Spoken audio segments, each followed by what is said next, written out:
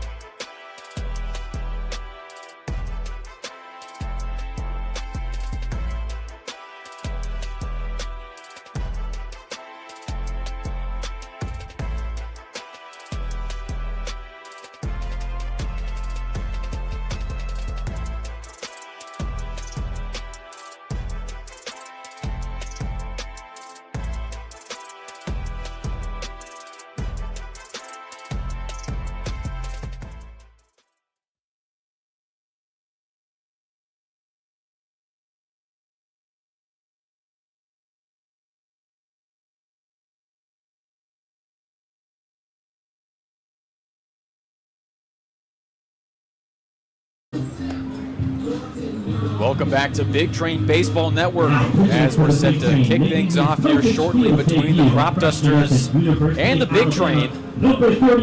It's going to be Alabama's Sam Mitchell taking the bump for Bethesda today. He's pitched just 2 1/3 this summer, allowing 6 hits, 3 earned runs to go along with a single strikeout. Now, I will make a note, if you watched the pregame show and you thought to yourself, well, what is that jolly old fella doing on the t-shirts of the broadcasters? Well, I'm glad you, hypothetical listener or viewer, asked, because that is Coach Craig Lopez. As it is Craig Lopez Appreciation Night here at Shirley Povich Field, we are honoring the longtime coach here at the Big Train.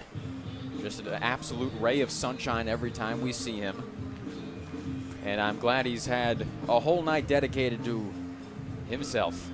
That's right. Coach Craig Lopez is the pitching coach for the Bethesda Big Train, is beloved by all the players and as well as the intern staff. That's why we're sporting t-shirts in honor of him. They have his face on the front and then his favorite catchphrase on the back, good Googa Mooga. I think you've heard us mention it on the broadcast a couple of times in the past week. But again, so happy that he's being honored tonight. He's such a wonderful presence to have within the Bethesda Big Train family. Always makes such a positive impact. And if you wanted to see our sideline reporter Kaylee Tallman's interview with Coach Craig Lopez, you can find that on our Instagram at GoBigTrain. So leading things off for the Cropdusters, it's going to be the shortstop Josh Reinhold. Now Reinhold entering today batting .281. Has registered 18 hits, just 1 home run to go along with 10 RBIs. Leads the Cropdusters by a good bit and walks with 20. As the first pitch from Mitchell is high for a ball. Now, along with Coach Craig Lopez Appreciation Night, we have also had a family appreciation night here for the Bethesda Big Train. That one's grounded to third, fielded by Justin Nadeau. And he's put to work quickly in his Big Train debut. As he records the first out of the inning, that'll bring up the catcher Quinn Ahern. That's right, Justin Nadeau making his Big Train debut tonight, a rising junior at Jacksonville.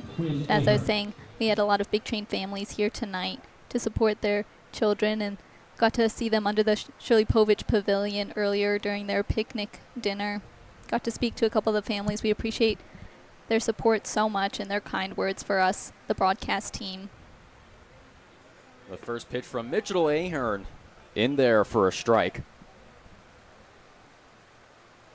But as you said, Phoebe, the listenership is always appreciated. We are simply thankful to be in this position. As that one's grounded to short, intercepted by Nadeau, on to first for out number 2. Already establishing himself as the BMOC, the big man on campus here in the Big Train infield. Perhaps he's learned a thing or two from Davin Whitaker, who's done that a good bit at third. He's in right field tonight. But Nadeau making the first 2 outs of the inning. That'll bring up the designated hitter Anthony Swenda, another new addition here to the Ripken League, at least this year, as he played with the Cropdusters last year. That first offering from Mitchell is high for a ball. Swenda's made a couple of appearances so far this summer with the Cropdusters, was also, as you mentioned, Quentin, a member of the Cropdusters squad last summer. He's going to be the designated hitter for the Cropdusters tonight. Off to a really good start. 6 hits in his first 13 at-bats. Already a couple homers in 5 RBIs. The 1-1 pitch is skied out into deep left field, but foul. Almost right on cue there. But the count moves to 1-2 with 2 outs. Mitchell looking to make quick work of the Cropdusters here, who have again taken the last 3 in this series after the Big Train took the first matchup between these two teams, as that one swung on and missed for strike 3. So an efficient top of the first for Mitchell. The Cropdusters go down in order. The Big Train will bat for the first time this evening when we come back here on Big Train Baseball Network. Thank you very much. Every night at Big Train Baseball, we honor the community organization that makes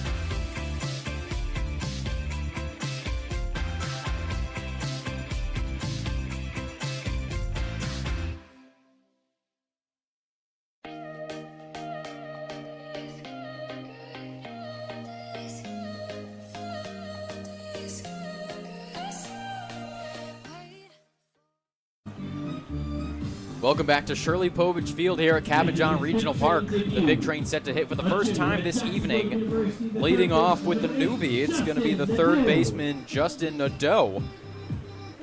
Yet another Jacksonville Dolphin. Taking Jackson Giacone's number 8 jersey for what looks to be the rest of the summer, as that first offering from Peyton Brannock is outside for a ball. Peyton Brannock, a left-handed pitcher and rising sophomore at East Stroudsburg, hails from Wilmington, Delaware. As the count moves to 1-1 on Nadeau. Brannock was a part of the East Stroudsburg squad as they captured their first PSAC East regular season title in program history this past May. And Brannock has had a really good summer thus far. Just a 1.74 ERA in 10 1/3 innings pitched. The 2-1 to Nadeau's high for ball 3. Now Nadeau in 2023 was a part of the Atlantic Sun all-freshman team, making an immediate impact for Jacksonville, and built upon that with another really solid season in 2024. As that one just a bit outside for ball 4.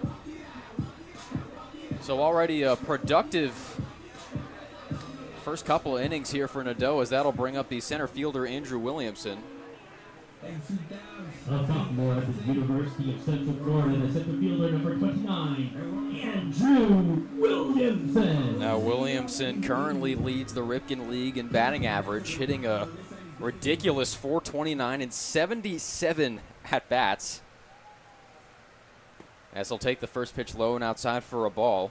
And as we mentioned, Andrew Williamson going to represent the Northern Cal Ripken League on July 9th in the All-Star Game, which again is going to be played at the Cropdusters home stadium, the only boys and girls club.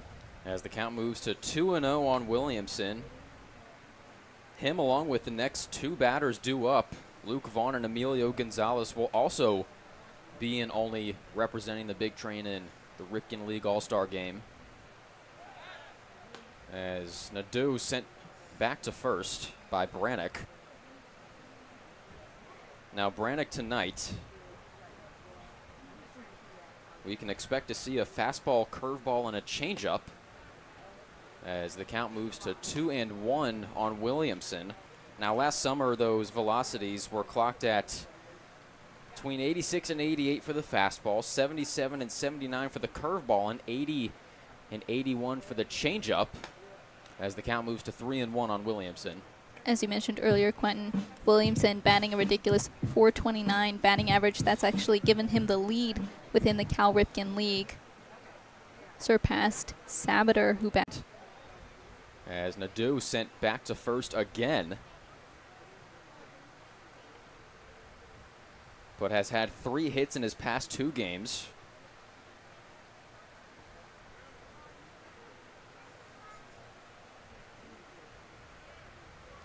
As that one hits Williamson, so he'll take his base. Nadeau will move to second. Nadeau was already prepped to steal second, saw him charging over there. Wouldn't have mattered as Williamson was hit by the pitch. Looks like he's grimacing a little bit with the right arm there. Hopefully he's A-okay, as that'll bring up the designated hitter Luke Vaughn. Now another relatively new addition to the big train. Didn't take long to make an impact, has only played in 9 games, but will be representing the big train in the All-Star Game in just a few days. He's gotten a hit in his past 2 games. He'll take the first pitch from Brannock outside for a ball.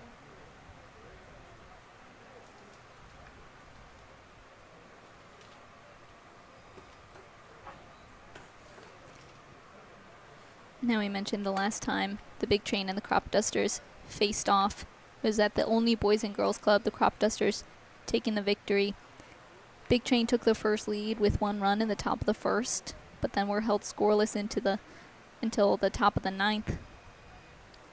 A pinch hit home run from Keenan Bowman brought the game within 1 run, but unfortunately Big Train was unable to come up with the remaining 2 to take the victory.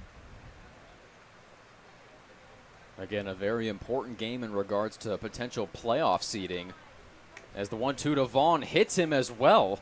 So that's back-to-back 2-strike hit by pitches from Peyton Brannick. That'll load the bases for the cleanup hitter, Emilio Gonzalez. Still no outs here in the bottom of the first inning.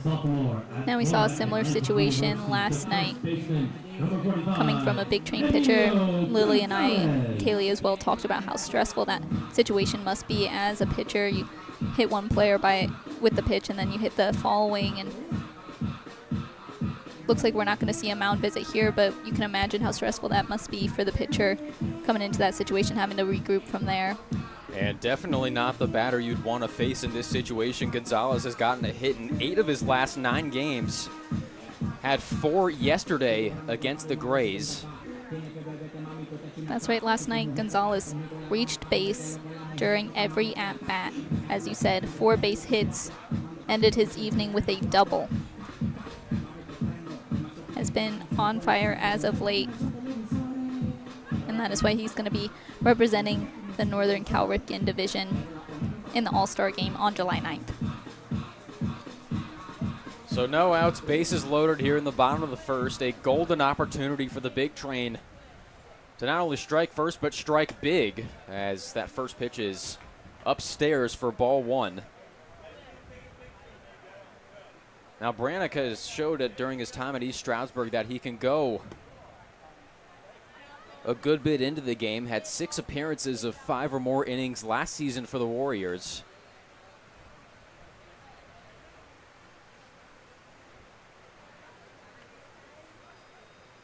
Pitched 39 1/3 for East Stroudsburg in 2024, registering a 4.58 ERA.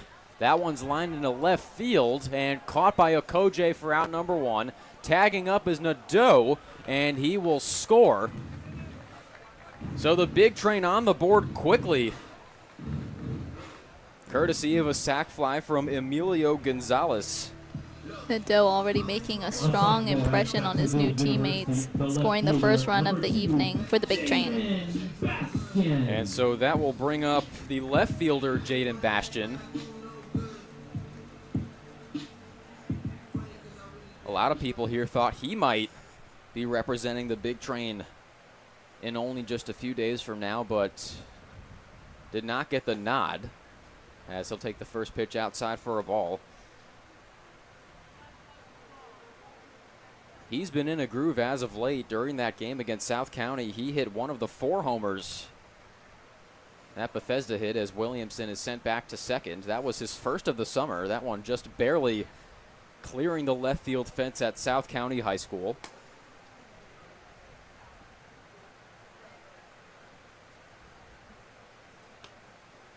But in that game, Bastian went 4 for 5. Easily his best offensive outing of the season. Looking to bounce back from an 0 for 5 outing against the Grays last night. He'll foul that one off. That'll bring the count even at 1.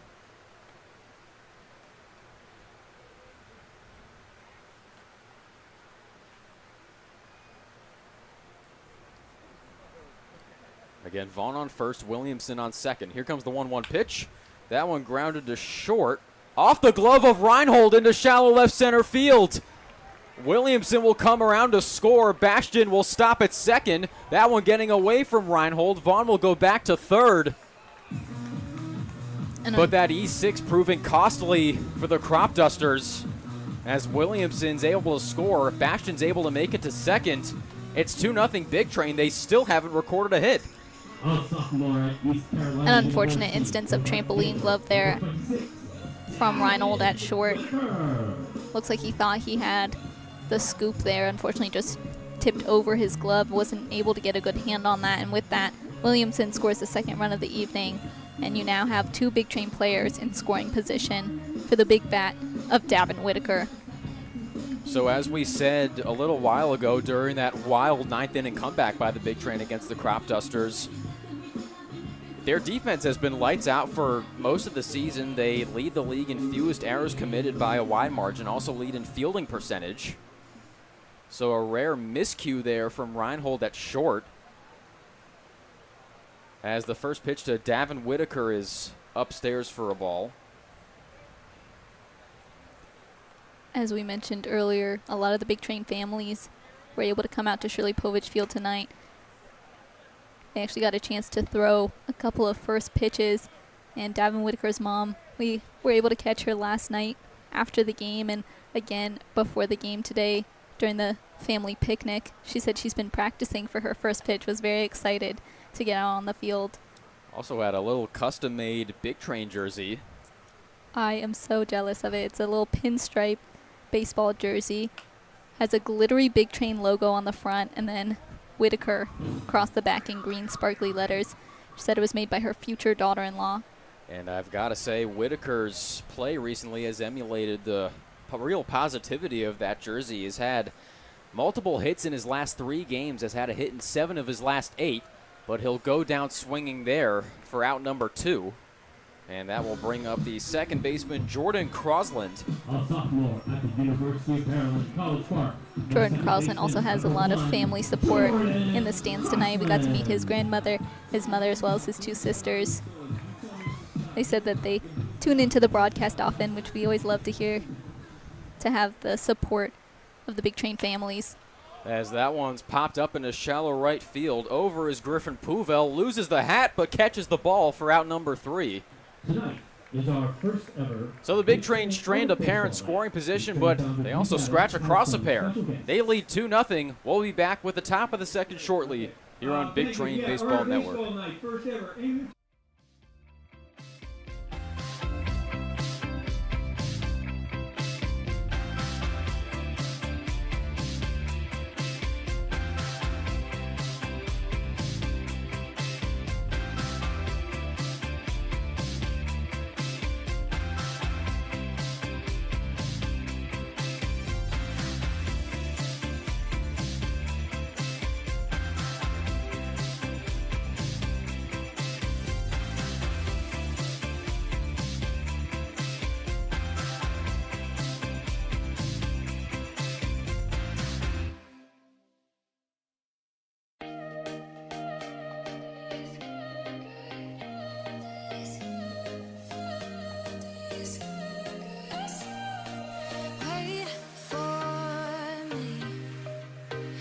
Watching you when you leave.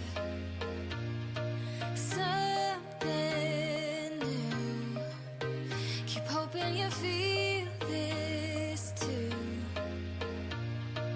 Holding on and on and on and on. Hoping I can get to know you better. Living in sweet suburbia.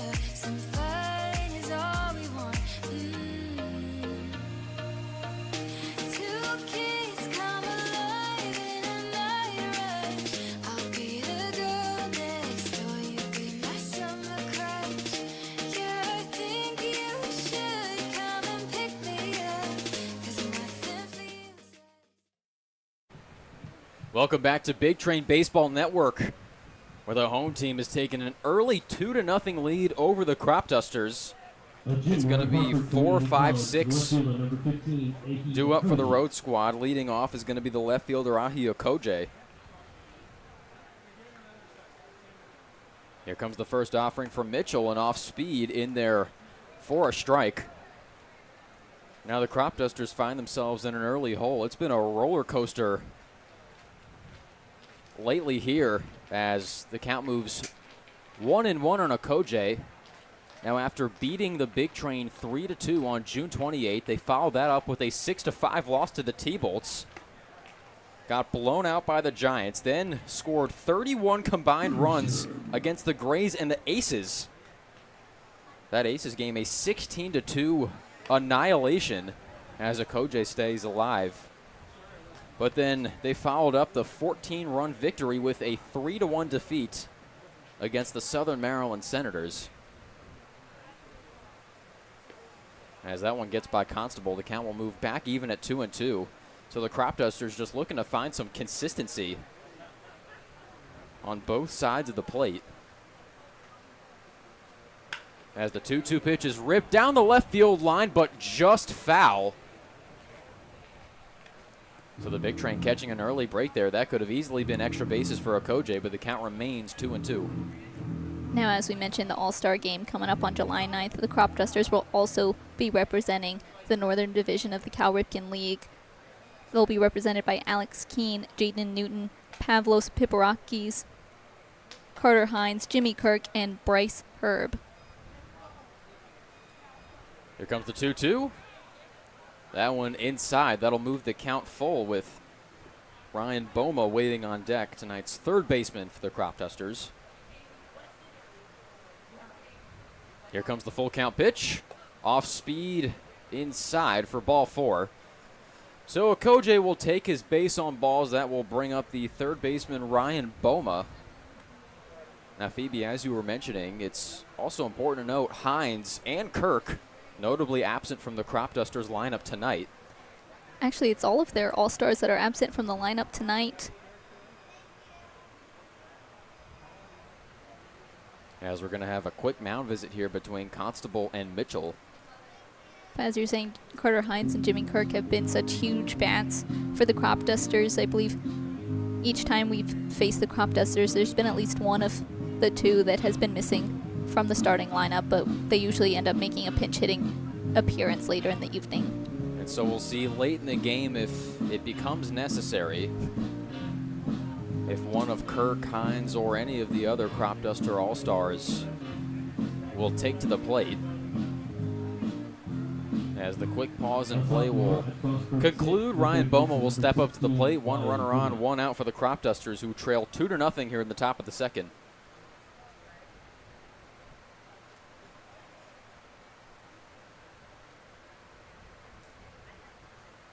First pitch to Boma. That one fouled off, out of play, right into the Davis family pavilion.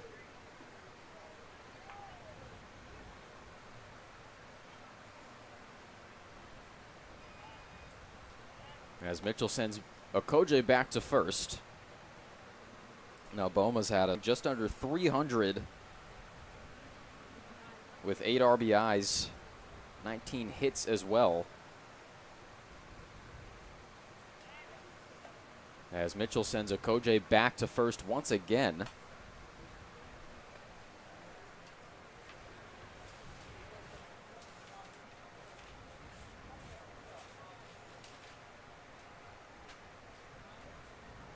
The 0-1 pitch. That one's fouled into the netting behind the backstop. That'll bring the count to 0-2. Now Boma, relatively local, went to Sherwood High School. That's closer to Olney than it is here to Bethesda. But Sherwood has seen Shirley Povich field a lot in recent memory as the count moves to 1-2. Sherwood High School, a baseball powerhouse. Here in Maryland, a truckload of state championships over the past handful of years.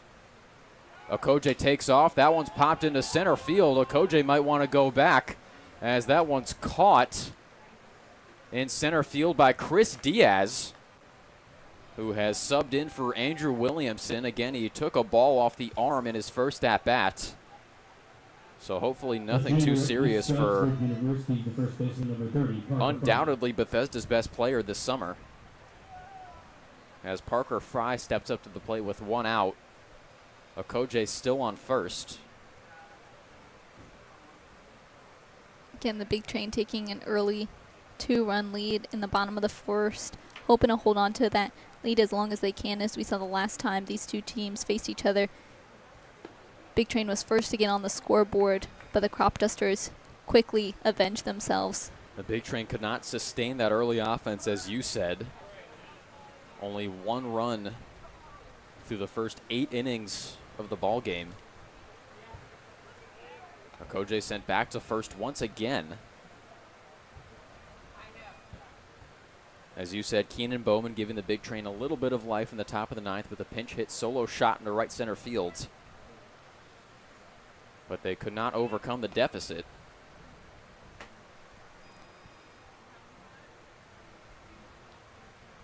Bowman getting the night off, not a part of the starting lineup, but may make a pinch-hitting appearance later in the evening. Okoje takes off. The throw from Constable down to second, not in time. So Okoje swipes his 6th bag of the summer. A runner in scoring position for the Cropdusters. They count 1-1 on Parker Fry. But as I was saying, Keenan Bowman going to be representing the Big Train in the All-Star game on July 9th. Has found a nice home at short. Has been doing well so far. This evening, we've often called Williamson a vacuum out in center field. Diaz stepping into his shoes. But like a super fast and rangy vacuum. One that could cover about a football field in, I'd say, maybe 10 seconds. As the first pitch to McMeans is outside. That one getting away from Constable. Okoje remains at second. Now McMeans has had a bit of a bumpy start to the summer, batting just 152 and 33 at-bats. McMeans, a rising sophomore at the College of Charleston, hails from Leesburg, Virginia. Only had 2 at-bats this past spring in College of Charleston, recording 0 hits and 0 runs. But when he played for Riverside High School, he set the high school's home run and base hit records.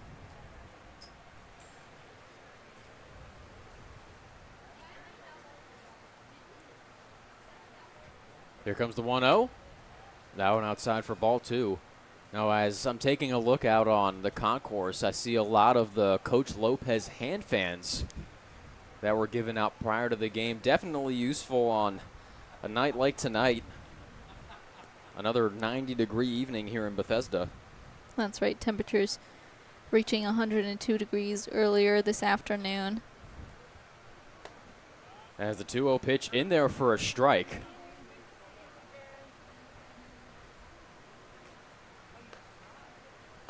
I actually wouldn't mind having a box of those hand fans up here right now.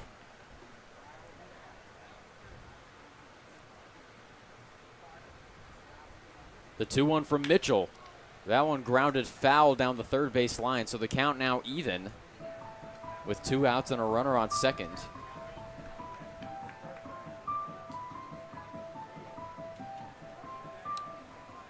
Waiting on deck is the right fielder Griffin Povich. And to round out the Cropdusters lineup, it'll be the center fielder Jason Janesco. The 2-2 pitch. Lined off the end of the bat. Bobbled by Franklin, and there will be no play. So a funky hit leads to a funky result, as Franklin couldn't corral that one at short. The Cropdusters will stay alive with runners on the corners for Povich.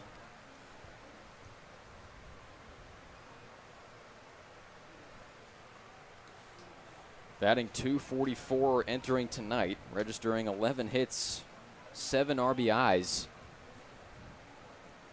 Povich, a rising sophomore at Rider University, hails from Thurmont, Maryland.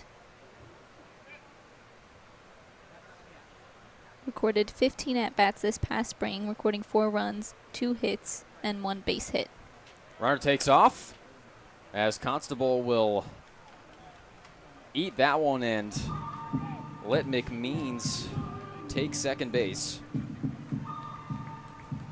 So now 2 runners in scoring position, but Mitchell just a strike away from ending the inning.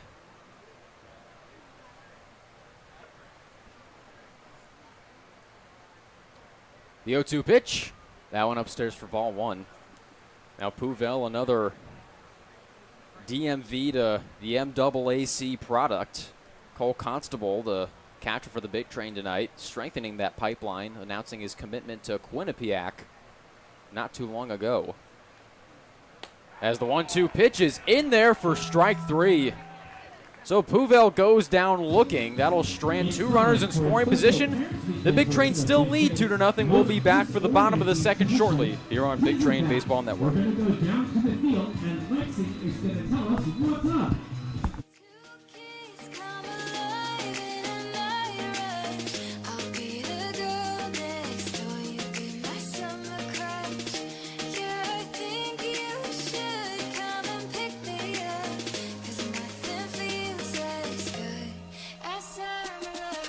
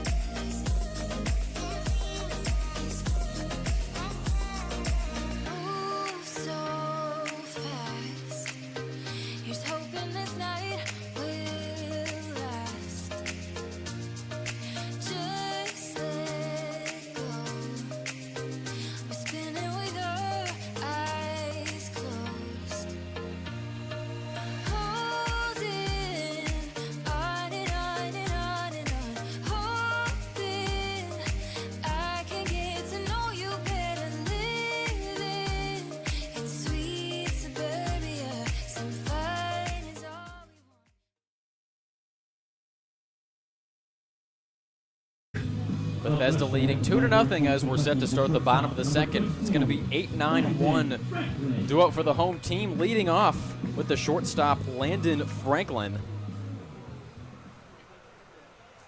Peyton Brannick still on the mound for the Cropdusters. His first offering to Franklin's outside for a ball.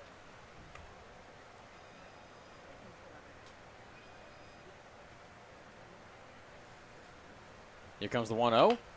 That one popped foul out of play down the first base line into the parking lot. Now a quick look around the Cal Ripken League. The DC Grays took on the Southern Maryland Senators earlier this evening. Game ended 8-1. In the bottom of the second, the Giants and the T-Bolts. T-Bolts leading 2-1. Who won that Grays game? The Grays won 8-1. All right. And in the bottom of the third, it's the Aces and the Braves still tied 0-0. As the count moves to 3-1 on Franklin with Cole Constable waiting on deck. Now Franklin hitting .237 entering tonight. 16 hits, a homer, and 13 RBIs. As the count moves full as he looks at that one. That painted the outside corner. Brannick moving quickly here. The 3-2 pitch. That one inside for ball 4. The leadoff hitter aboard here in the bottom of the second for the Big Train. That'll bring up the catcher, Cole Constable, who will also be representing the Big Train in Olney as an all-star. That's right, both of Big Train's catchers, Cole Constable and Luke Vaughn, going to Olney on July 9th to represent the Northern Cal Ripken League.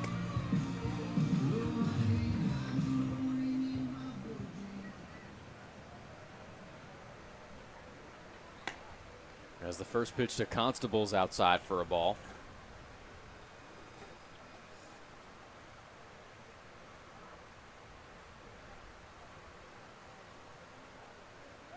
Franklin sent back to first.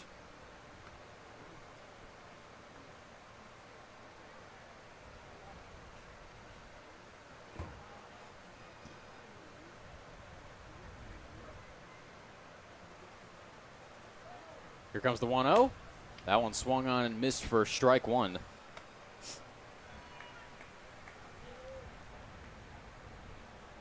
Now, all in all, the Big Train will make up a good chunk of the North All-Stars for the Ripken League.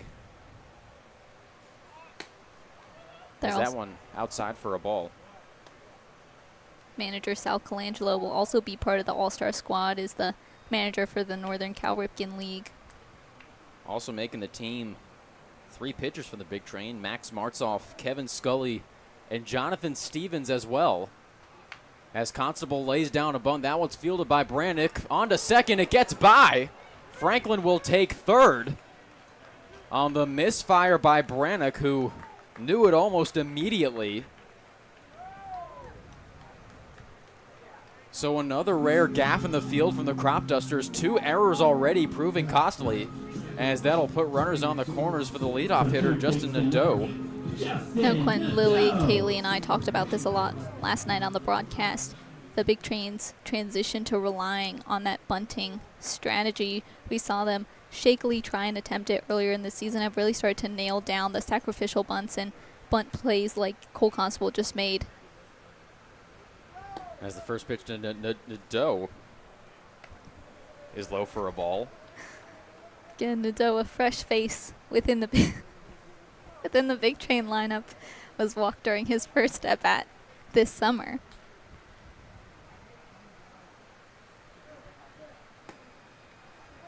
The 1-0 to Nadeau's in there for a strike. Now, oftentimes when we've seen the Big Train bunt, it's been with runners on first and second and usually no outs, sometimes one. But it's often been moving those runners into scoring position. But once again, a funky play has cost the Cropdusters a base. And that's a really tough play for Brannick to make. You got to spin 180 degrees and basically fire another fastball to get the force at second. That one just off the mark.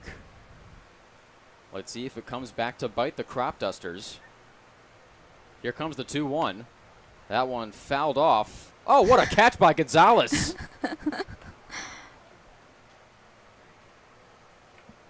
That one went off the net and right into the right hand of Gonzalez. Staying mentally sharp even when he's not in the game. Here comes the 2-2 pitch. That one grounded through the hole, base hit. Franklin will come in to score. What a start for Justin Nadeau. His first hit and RBI of the summer. That puts Bethesda up 3-0 here in the bottom of the second. Again, looks like a little miscommunication within the infield there. That one going straight through the hole. Josh Reinhold was played a lot closer to second than maybe he usually is. And the third baseman, Boma, could not get to it. I don't think that was the amount of contact Nadeau probably wanted to make, but it was good enough to drive in a run. And that'll bring up the center fielder, Chris Diaz. Here's another bunt. That one goes foul. And so, as I just mentioned about 47 seconds ago, runners on first and second, no outs. This is where the Big Train have seen most of their bunts come. Diaz not being shy about bunting, but pulls back. A little prankster in the batter's box, I see. We saw him do this strategy last night. Showed bunt 3 times and retracted back. And then the 4th time, moved the count to 3-1 and then took a swing, got a hit in. He'll lay down a bunt this time. Let's see if Brannick can redeem himself, and he can with the force at third. So Constable is sent back to the dugout. Runners still on first and second. That'll bring up Luke Vaughn. Again, Vaughn was hit by a pitch during his first at-bat.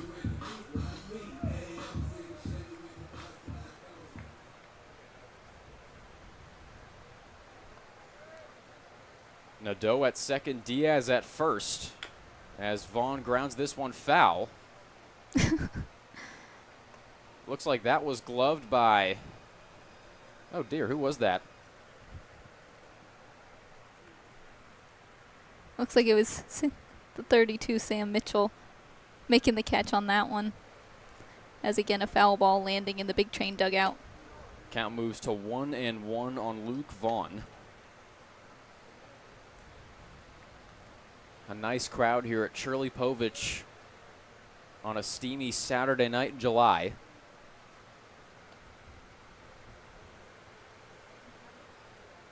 Here comes the 1-1. That one outside for a ball.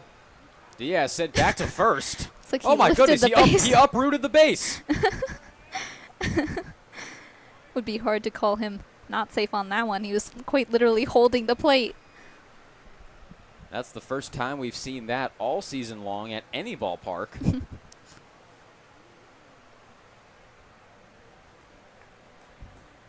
So the count 1-2 on Luke Vaughn. Here comes the pitch. That one gets away from Ahern. Both runners will advance into scoring position. So the Big Train really capitalizing on these mistakes from the Cropdusters on defense. That one a tough one for Ahern to corral. As we mentioned, this is the 5th time these teams have met throughout the summer, so the Big Train definitely taking notice of the Cropdusters' strong suits and their weaknesses. We mentioned they're normally very strong from the field, so when they do make those errors, it's especially costly for this team because the Big Train knows them pretty well at this point in the season. As Vaughn swings and misses for strike 3, that'll make it 2 outs. 2 runners still in scoring position for Emilio Gonzalez. Getting Gonzalez with a sac fly during his first at-bat to push Williamson and Vaughn into scoring position and bringing home the first run of the evening for the Big Train. The first offering to Gonzalez upstairs for a ball. Now going back to that pickoff attempt to Diaz where he lifted the base up from the ground, I think he might be a candidate for the next King of England. Might be able to lift the sword out of the stone as the count moves to 2-0. Although I've heard that's a little more difficult to uproot than the first base bag here at Shirley Povich Field. as Gonzalez takes 3 quick pitches outside. Waiting on deck is Jaden Bastion.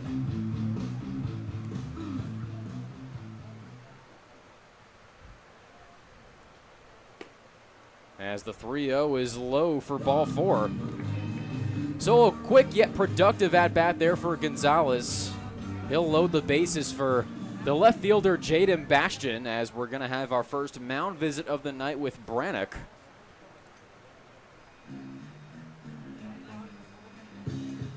Congratulations to our 2024 Cal Ripken League All-Stars.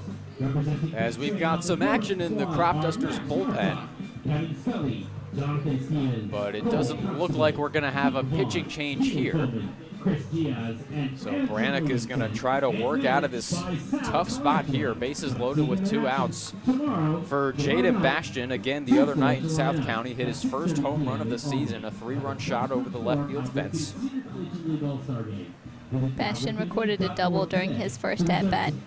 But again, Big Train going to be represented by quite a few All-Stars in the All-Star game on July 9th. And if you're interested in seeing Max Martzoff, Kevin Scully, Jonathan Stevens, Cole Constable, Luke Vaughn, Keenan Bowman, Emilio Gonzalez, Christopher Diaz, and Andrew Williamson work for the Northern Cal Ripken League on July 9th, you can tune in to the Cropdusters broadcast on July 9th. It's going to be the dynamic duo of Jish and Josh on the call. Here comes the 1-0 to Bastion. That one outside for ball 2.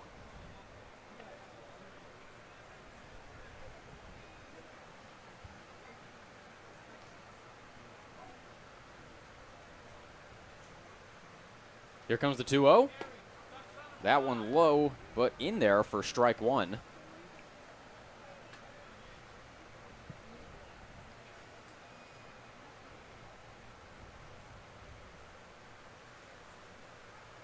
Here comes the 2-1 to Bastion.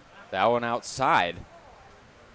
And waiting on deck is Davin Whitaker, who also homered in that game against South County. He's got 2 on the summer. As that one popped into foul territory down the right field line and out of play. So a big pitch here for Brannock. Please visit the merchandise table. Adrian Booth, thank you.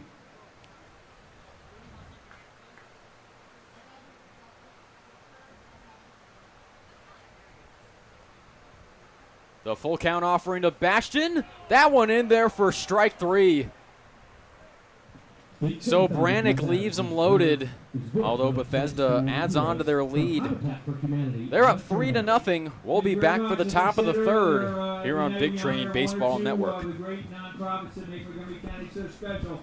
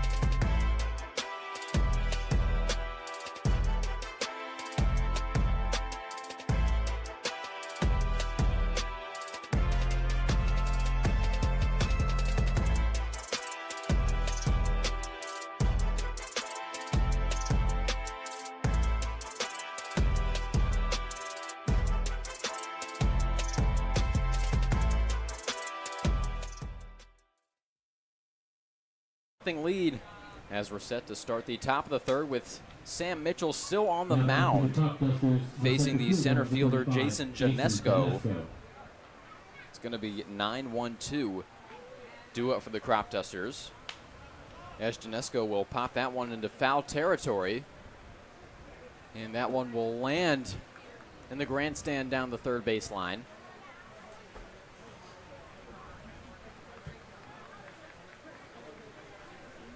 So the count even on Jason Janesco.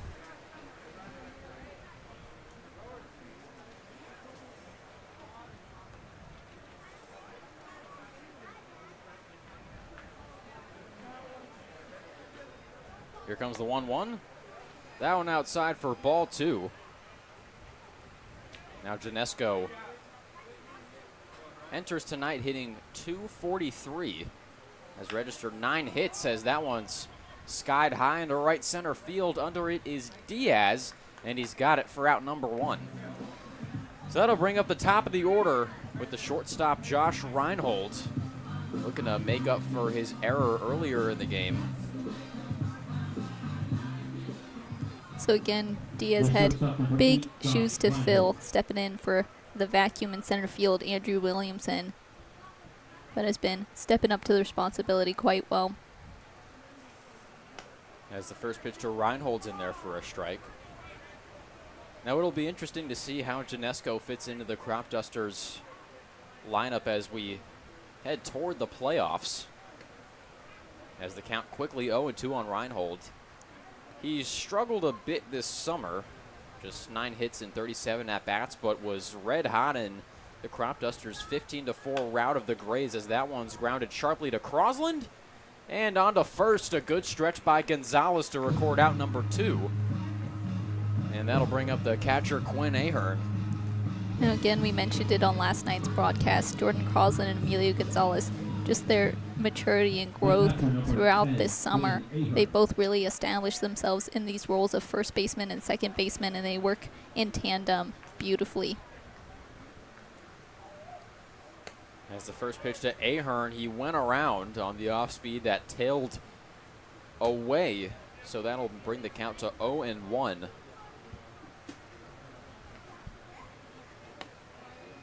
Mitchell moving quickly here.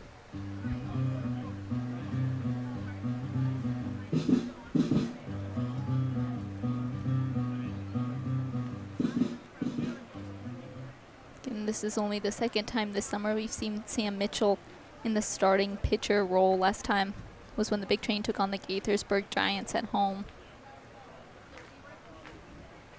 The 0-2 pitch, a rocket foul just over the Cropdusters dugout.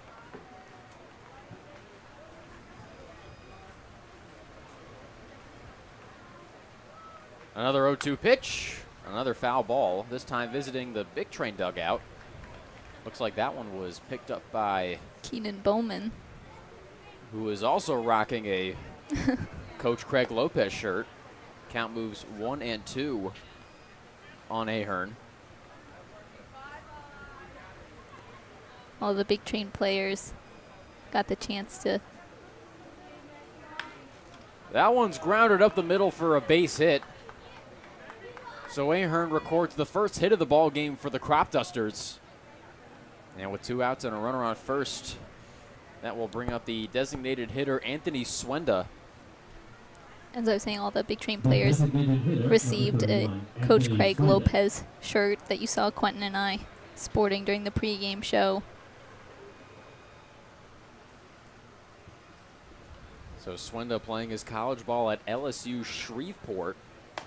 The first offering from Mitchell in there for a strike. So we have an SEC adjacent matchup here between Mitchell and Swenda.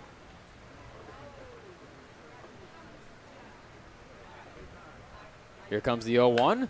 That one's lined into center field over is Diaz, who makes the catch for out number 3.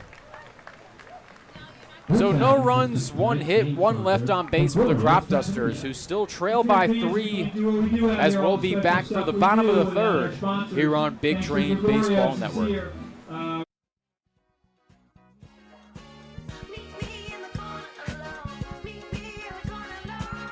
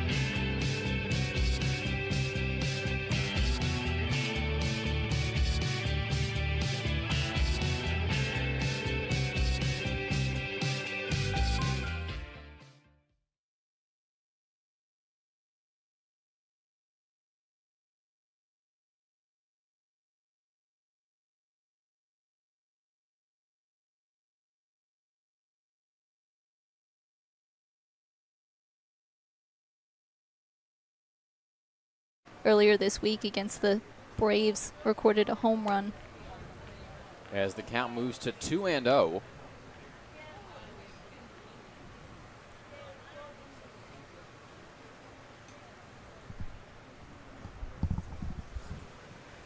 As the 2-0 is smoked down the right field line, but foul.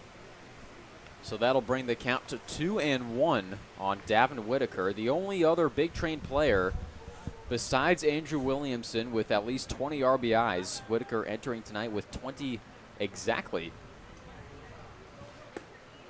As the count moves to 3-1 on Whitaker. Can the Big Train have put up at least one run in each inning so far? Cropdusters, on the other hand, have been held scoreless for 3. And so the swing and a miss from Whitaker will bring the count full. Whitaker hasn't taken many walks this summer, has taken a base on balls just 5 times. Jaden Bastian entering tonight as the leader with 19. The 3-2 pitch, that one's upstairs for ball 4. So just as you say that, Whitaker taking a walk. Also took a walk last night, as well as recording 2 base hits. And so that'll bring up Crosland with the runner on first and no outs. Peyton Brannock still on the bump for the Cropdusters. Jordan Crossland.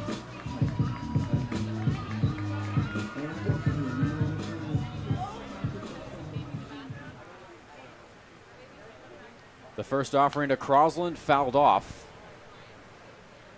Now there is a good bit of action down the right field line in the produce section of Trader Joe's. Oh, excuse me, that's just the Cropdusters bullpen. The Cropdusters sporting their away game all yellow uniforms. As that one is grounded, looks like either off a home plate or off of Crosland. Nevertheless, that'll bring the count to 0-2.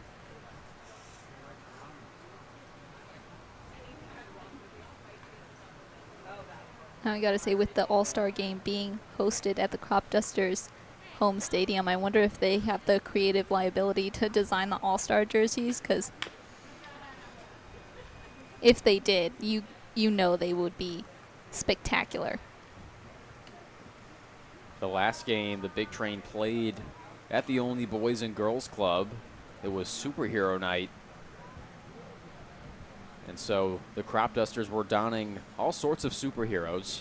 That's right, we saw the Hulk, we actually did see Thor, which we didn't realize until the end of the game. We saw those grayish, bluish were representing Thor. We also saw Deadpool, Spider-Man, Captain America. Just such a fun way to integrate superheroes into the game of baseball and make things interesting for the fans.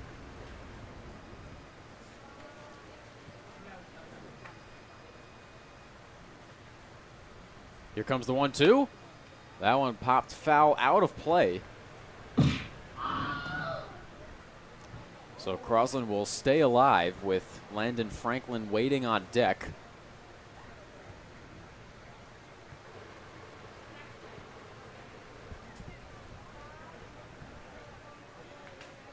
Another 1-2 pitch. That one in the dirt. Great stop there by Ahern to keep that one in front. So the count will move even at 2-2 on Crosland, who has made the most at-bats for the Big Train this summer, entering tonight with 95. Has a good chance to cross the century mark for the summer tonight.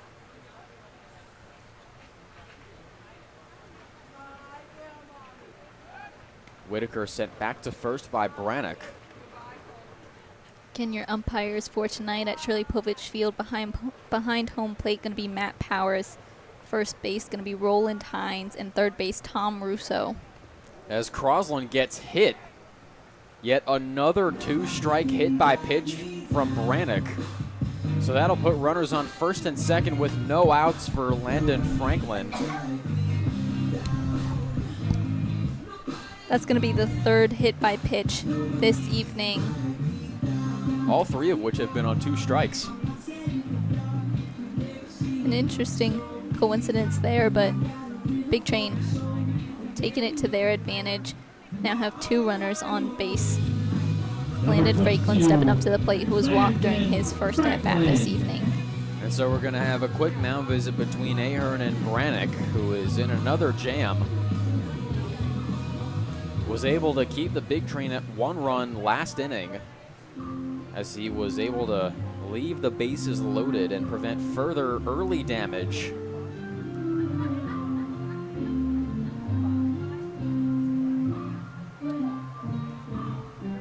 And so the Jeopardy music will fade out as Landon Franklin steps into the batter's box.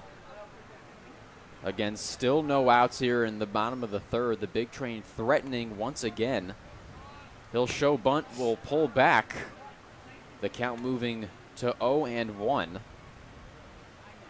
Now it's interesting, it hasn't really mattered who's been at the plate and who's been on base. Whenever there's been no outs and runners on first and second, the call is usually bunt. Franklin will swing away. That one fouled off for strike 2. And I'll call it back to a conversation we've had earlier in this season with sideline reporter Kaylee Tallman about the importance of playing small ball, and manager Sal Colangelo drilling into his players the need to put the person behind you forward. There's a high fly ball in the deep left field. Back goes Okoje at the wall. It is gone. A 3-run shot from Landon Franklin. The Big Train lead is now 6-0. A huge lead for the Big Train, tacking them on early. Landon Franklin, what an incredible shot over that left center field fence, bringing home the loaded bases.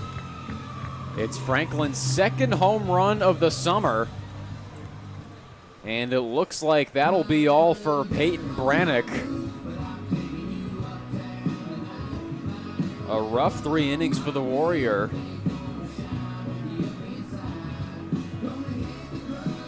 So we're going to have a pitching change.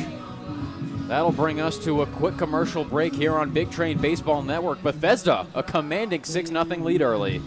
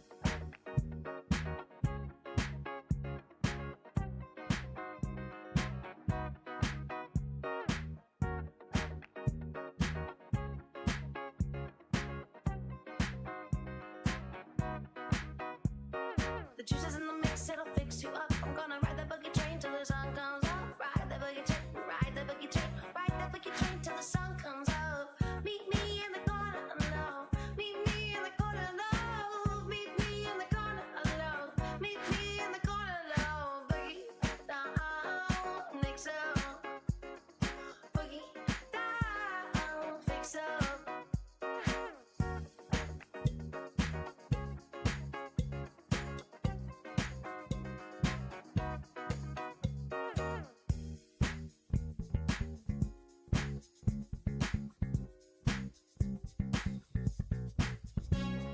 The juice is in the mix, it'll fix you up. I'm gonna ride that boogie train till the sun comes up. Ride that boogie train, ride that boogie. Povich Field at Cabin John Regional Park. The Big Train have blown this one open early as Constable looking to add to it. That'll drop for a base hit. So a little all-star on all-star crime as Constable jumps on the first pitch from fellow North Division all-star Jaden Newton. That's right, as we mentioned previously in the broadcast, the Cropdusters starting lineup did not include any of their all-stars that were going to be representing them on July 9th, but a pitching change brings in Jaden Newton, who will be a part of the all-star squad representing the Northern Cal Ripken League on July 9th. Newton, another East Stroudsburg Warrior, has allowed just 1 earned run in 13 1/3 inning pitch this summer. as he'll send Constable back to first. So the Cropdusters pulling out the big guns after the big train took an early 6-0 lead. The 1-0 to Nadeau swung on and missed for strike one. Now it was so interesting going back to Franklin's 3-run home run during batting practice. Josh Skoronsky, who is not in the starting lineup tonight, was doing one of his rounds, and after every swing, Franklin would go plus or minus after each swing. And I was thinking to myself, what in the world is he talking about? So I asked him, at Kentucky, they have a thing during batting practice where a coach stands behind the cage, as it looks like Nadeau will need a new bat. During batting practice, a coach stands behind the cage, and while players swing, after a swing, the coach will go plus or minus. A plus is basically what the coach thinks is a good swing, and a minus is what the coach thinks is a not good enough swing. And so you try to hit a certain number. Franklin gave me out of, he said hypothetically, 20 pitches. He said the standard is about 17. Oh, wow. 17 good. And I was thinking to myself, well, no wonder Kentucky was the second best team in college baseball this past year. That is an incredible standard. But he had said it's a thing they had been doing for a very long time. And it's no surprise with how good Franklin and Skoronsky have been at the plate this summer. That's right. Skoronsky and Franklin played at the University of Kentucky this past spring. Skoronsky recently committed to Winthrop, so going to be attending there this fall. He'll be taking his talents to the Big South as the count now 2-2 on Nadeau. Constable's had a turbulent at-bat, and he is moved maybe about 3 feet to his right at most.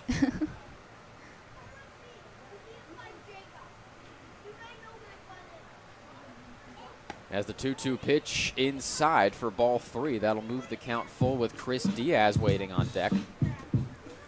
Again, Diaz has really stood up into that center fielder position. We typically see him more in right field, but stepping in for Andrew Williamson at center field has been doing a spectacular job getting under the balls, making the catches for the outs. Doing well behind the plate as well, made one at bat. That one's grounded off the glove of Brannock. Fire over to first. There will be no throw. That one also getting away from the second baseman, McMeans. So yet another miscue in the field for the Cropdusters. That'll bring up Chris Diaz with runners on first and second and still no outs. So Nadeau making an electric first appearance this summer, has reached base on all 3 at-bats this evening, was walked to start the game, followed it up with back-to-back base hits. As he'll foul the first pitch off. The Cropdusters already with 3 errors. Definitely uncharacteristic of a defense that's been very, very good throughout this entire summer. Here comes the 0-1. That one swung on and missed for strike 2. No. But oh, go ahead, Phoebe. I was going to say again, at Diaz's first at-bat this evening, he laid down a successful bunt to push his players around the base path, which we said we've seen a lot so far in the second half of the season. The big train relying on small ball approaches. As that pitch from Jaden Newton painting the outside corner for strike 3. So that'll record the first out of the inning. Number 13. Bringing up Luke Vaughn. Runners still on first and second. The big train still leading 6-0.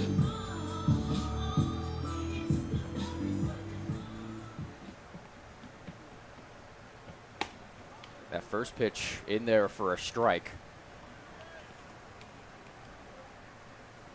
Newton hasn't faced too many jams this year, has allowed just 6 hits. A good block there by Ahern moves the count to 1-1. Now, the last time these two teams faced each other was a very low-scoring affair. As we mentioned, the Big Train put up a run in the top of the first, and then were held scoreless till the top of the ninth, coming in with a very different result already in the bottom of the third with 6 runs on the board, which is what we've become accustomed to with the Big Train squad, especially these two teams. Their 3 games prior to their last meeting were high-scoring affairs. Started off the season with a Big Train win, 13-10. As the count will move even on Vaughn. Now the Cropdusters have definitely, as we talked about earlier, been a roller coaster themselves. Prior to their 3-1 loss last night to Southern Maryland, they had scored 31 runs across 2 games. And that's been the case with a lot of teams this year. It's been very hot-cold, both offensively and defensively.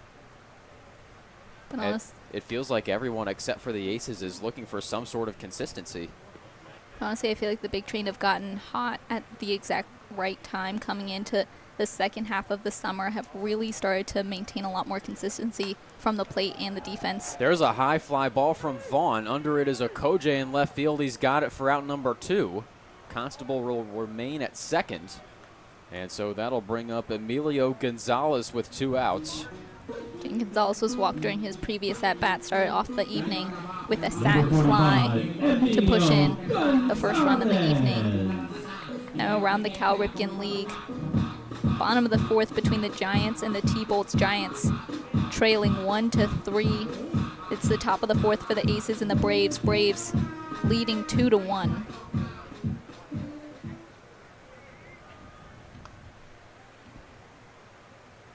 The first offering to Gonzalez upstairs for ball 1.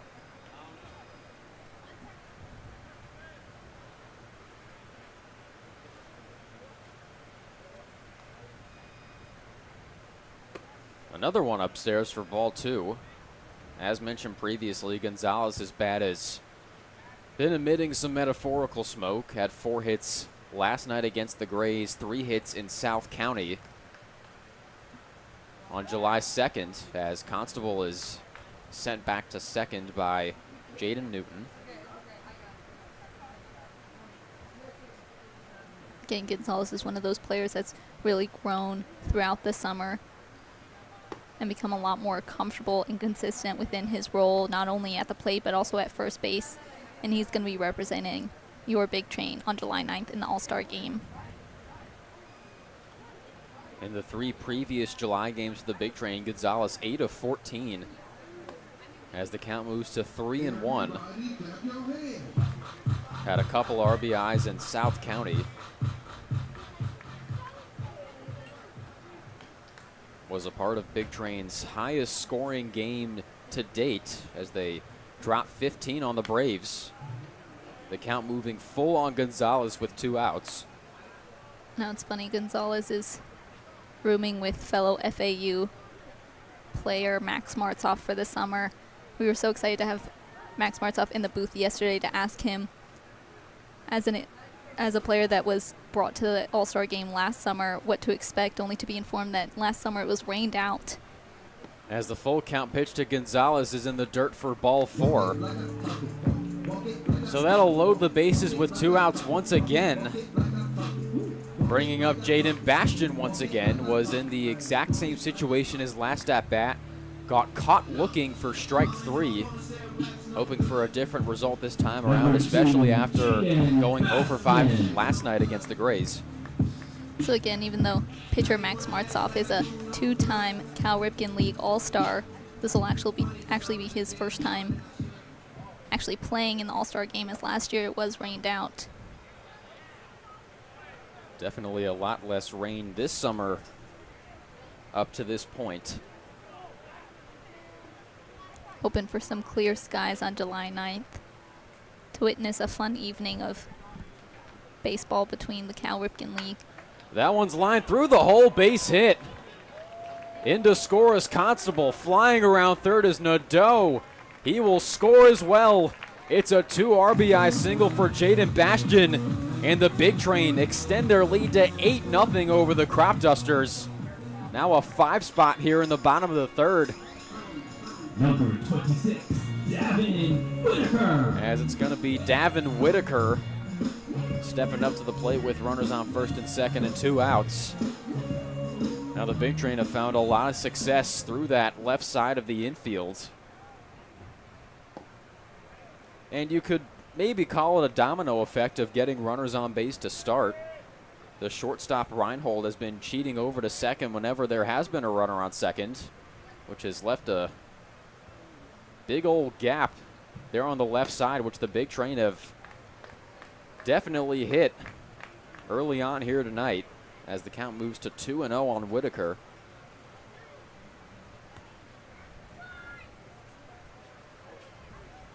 That one a big swing and a miss for strike one. Now, it was interesting talking to Whitaker during batting practice today. I asked him if he's always held his back elbow that high and his bat horizontal. And he told me it was an adjustment from what he had previously been doing. He had told me he was getting under the ball a lot. And he said he wanted to get more on top of it, which we have seen a ton this summer. As the count moves full. That is interesting you say that. I feel like Davin Whitaker is one of those players that we've also seen grow a lot throughout this summer. He is very adaptable. He makes a lot of changes. I mean, even just last night we were commenting how he's typically played in the outfield but has made himself kind of a star over at third base. As there's a high fly ball in the right center field. And that one will be caught by Griffin Povich for out number 3. Our beloved pitching coach, Craig Lopez. So the Big Train strand a couple, but not before a 5 spot in the bottom of the third. They have a commanding 8-0 lead.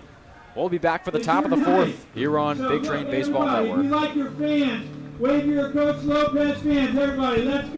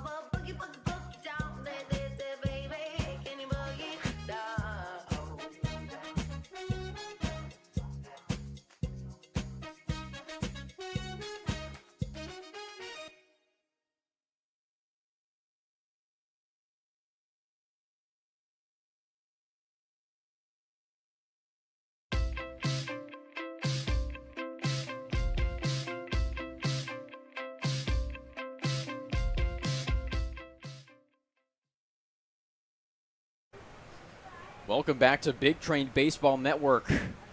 Bethesda has taken an 8-0 lead as we lead off the top of the 4th with Ahia Koje, the first offering from Mitchell inside for a ball. And in the strike zone, that'll move the count even at 1-1. It will be 4-5-6 due up for the Cropdusters as the count moves to 1-2 on Ahia Koje. Sam Mitchell still on the bump for the Big Train. Now, as we mentioned earlier, it is Coach Craig Lopez Appreciation Night here at Shirley Povich Field. In between half innings, Coach Lopez was interviewed on the field. I just wanted to take note of As there's a pop-up into foul territory down the first base line. Under it is Constable, who makes the catch for out number 1. I want to take note of the card that Lopez insisted on giving all the interns. It says, "There's no one on the planet quite like me. I am an original, a masterpiece, loved, wanted, needed, and chosen. No one has my exact DNA or fingerprint. I was created on purpose for a purpose. I'll put my shoulders back, my chin up, my eyes." I might have to look at that every day before school. It's a great reminder to love yourself and to just appreciate the world around you. Ladies and gentlemen, last call for Kona Ice. There's that. Now our lovely PA announcer Richard Shue just told the Shirley Povich crowd last call for Kona Ice. It is only the top of the 4th inning. They must have somewhere to run. Might have run out of ice. It is hot and steamy here. I'm sure a lot of fans have taken advantage of the Kona ice truck. As the 2-2 pitch in the dirt, that'll bring the count full on Ryan Boma with Parker Fry waiting on deck. Now again, if you're able to make it out to a game at Shirley Povich Field, you can purchase a Big Train souvenir Kona Ice Cup. Gets you a discount all summer long on Kona Ice. I had a lovely cup yesterday. I decided to mix it up a little bit. Go with cotton candy pink and a little blue raspberry. As the 3-2 from Mitchell is fouled off. But you really can't go wrong with any of the wide variety of flavors Kona Ice offers. Another 3-2 pitch is popped up into shallow right center field. Whitaker calling off Crosland for out number 2, losing his hat in the process. So that'll bring up Parker Fry with 2 outs and no one on. The Cropdusters still trailing 8-0.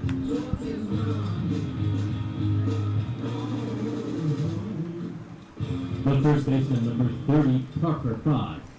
Again, as I mentioned at the end of the bottom of the 3rd inning, Davin Whitaker has typically played in the outfield position at school and throughout high school, but has really adopted the 3rd base position here this summer. As that one's lined right into the glove of Gonzalez for out number 3. So no runs, no hits, no one left on base. Another efficient half inning of work from Mitchell. The Big Train still lead 8-0. We'll be back for the bottom of the 4th here on Big Train Baseball Network.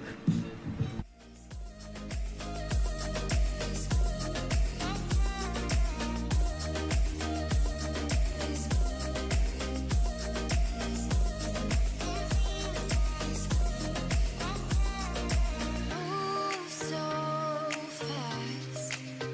Here's hoping this night will last.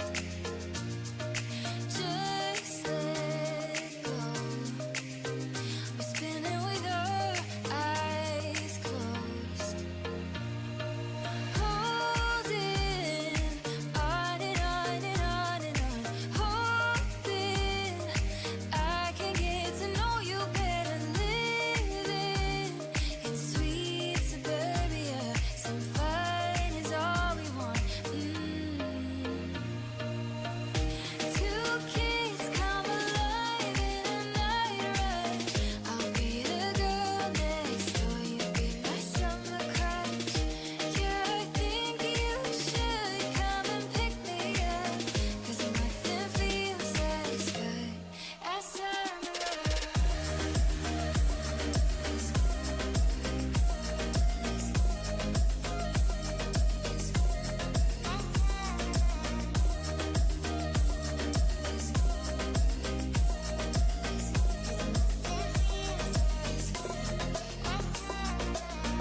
Two kids come alive in a night rush. I'll be the girl next door. You be my summer crush. Yeah. Welcome back to Big Train Baseball Network. Bethesda maintaining an 8-0 lead over Cropdusters baseball as the first offering from Newton to Crosland is in there for a strike. But we just got some news at the half inning. Not related to baseball at all, but I feel worthy of mention. The great John Cena is retiring from wrestling. Your take, Phoebe. I'm in shock, honestly. I hadn't realized he'd still been wrestling for this long. I feel like I've known him more as a celebrity figure than actually seen him in action as a wrestler. But I'm shocked to see him step away from wrestling. He's definitely had a very successful career throughout his life. I had the pleasure of seeing him in person back in 2018 at Royal Farms Arena right here in Maryland, as Crosland is set down looking for strike 3. So with 1 out, that'll bring up Landon Franklin, who hit a 3-run home run in his last at-bat, his second of the summer. But it was a truly exhilarating experience. I didn't really know what to expect. It was my first and only wrestling event that I have ever been to. And when his intro music played, ooh, I don't think Royal Farms has experienced many roars quite like that, as the count moves to 1-1 on Franklin. As you mentioned, Franklin's previous at-bat, a 3-run home run, which set into motion the 5 spot in the bottom of the 3rd. That has brought the Big Train's lead to 8-0.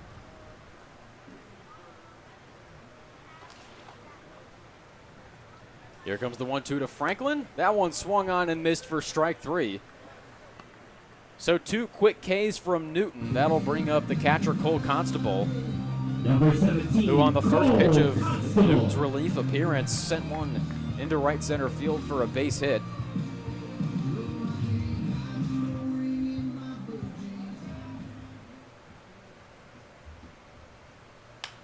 As there's a fly ball into right field. Under it is Pouvel, and he'll make the catch for out number 3. So a quick half inning there as the Big Train are retired in order. The home team still leads 8-0. You can't see us now, but we'll see you back for the top of the 5th shortly here on Big Train Baseball Network. Colton Cox, who turned 10 years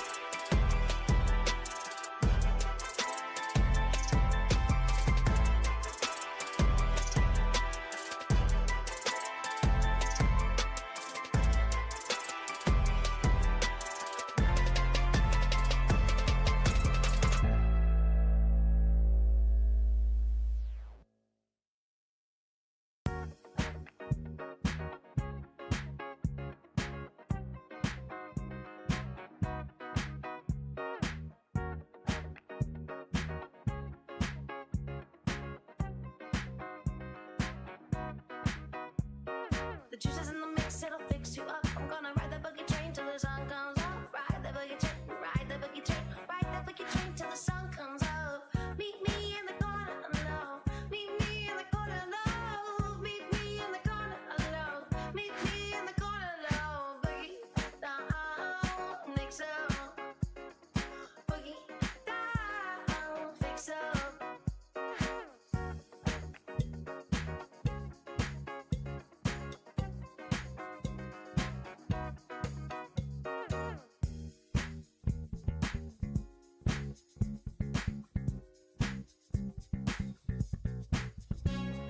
The juice is in the mix, it'll fix you up. I'm gonna ride that boogie train till the sun comes up. Ride that boogie train, ride that boogie train, ride that boogie train till the sun comes up. Till the sun comes up. Till the sun comes up. Ride that boogie train, ride that boogie train, ride that boogie train till the sun comes up. Welcome back to Big Train Baseball Network. As for the first time all game, the Big Train held scoreless in a half inning. They still lead 8-0 as we're set to start the top of the 5th with a new pitcher on the bump for the Big Train. It's Roanoke College's finest, Jack Robinson.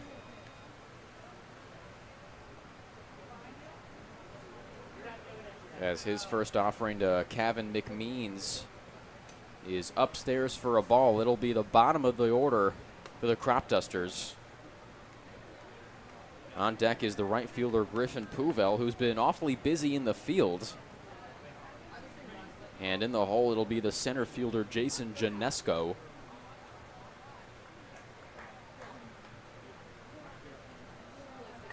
Again, Jack Robinson is a returner to the big train. There's a shot into deep left field. Back goes Bastion. It's off the wall. McMeans flying around first. He will slide into second with a leadoff double. An excellent hit from McMeans, bringing some much-needed action around the base path for the Cropdusters, who again are trailing by 8 runs. The right fielder, number 24, Griffin Pouvel. And so that'll bring up the right fielder, the rider Bronc, Griffin Pouvel. A runner already in scoring position for the Cropdusters. That was just their second hit of the night.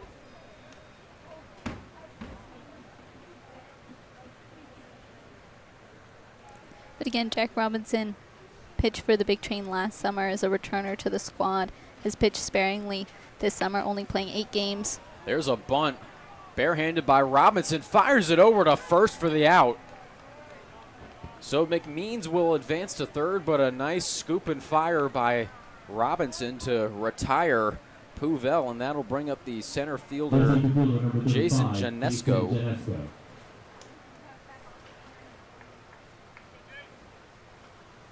A member of the East Carolina Pirates.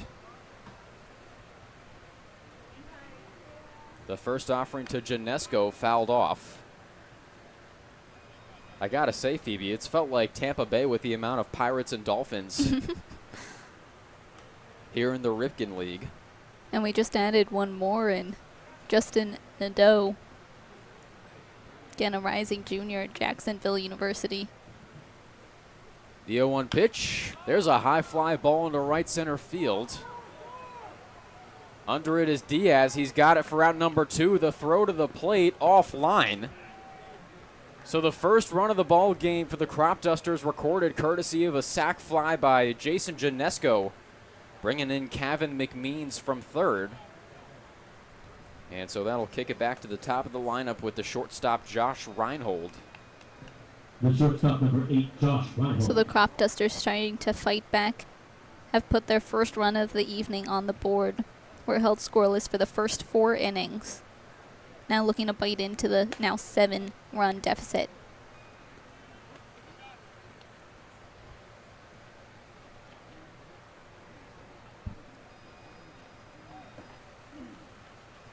Here comes the 1-0. That one a check swing. A good job of Reinhold of holding up. That'll bring the count to 2-0.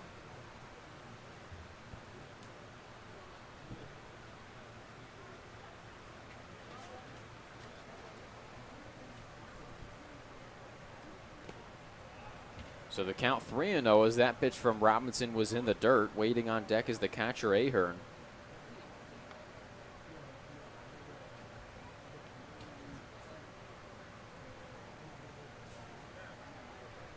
Robinson looking to pick up where Sam Mitchell left off. The 3-0. That one in there for strike 1.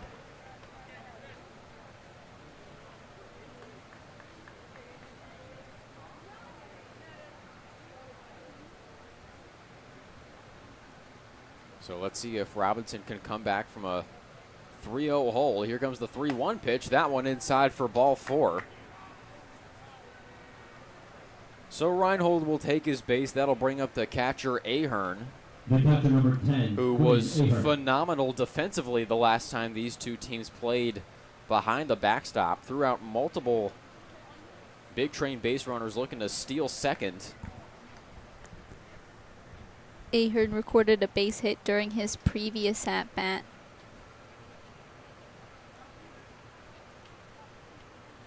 Looking for some similar success at the plate to again eat into the 7-run deficit they found themselves in.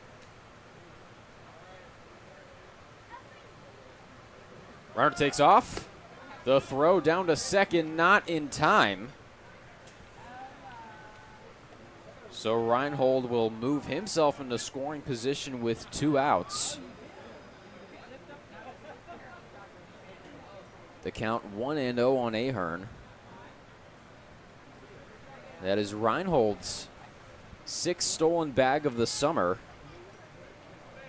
He's got a lot of work to do to catch up to the team leader, which is Carter Hines with double the amount at a whole dozen. Again, Hines not in the starting lineup tonight.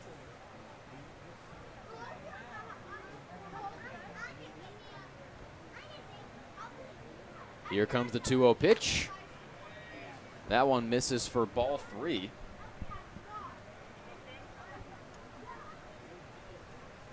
Waiting on deck is the designated hitter, Anthony Swenda.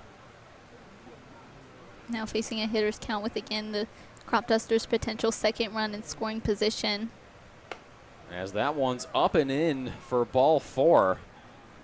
Robinson now in a little bit of trouble with 2 outs, as we're going to have a mound visit between Robinson and Constable with Swenda due up.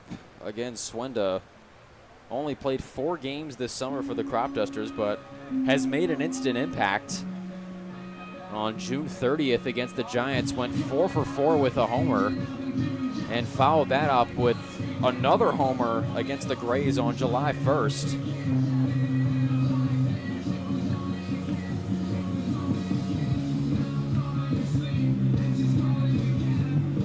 So the mound visit between Robinson and Constable will conclude. Swenda will step back into the box. Runners on first and second with 2 outs. The Cropdusters still trailing 8-1. As the first offering to Swenda is fouled off of Swenda for strike 1. As the sky here overlooking Shirley Povich Field has turned picturesque.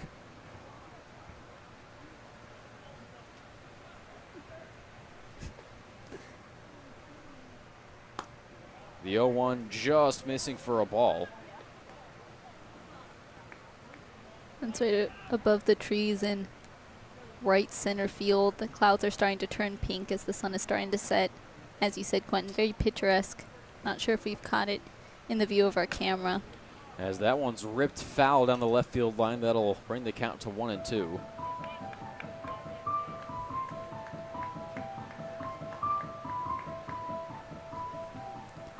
And as we mentioned, every time these two teams have faced each other, it's been a very competitive game. Cropdusters looking to get a little more skin in the game with another runner in scoring position. As Reinhold will take third. That'll put runners on the corners with 2 outs. The count now 2-2 on the 2-hitter Ahern, playing position number 2 for the Cropdusters. Looking to bring in run number 2. The 2-2 pitch fouled back into the glove of Constable for strike 3. So the Cropdusters get themselves on the board, but they still trail by 7.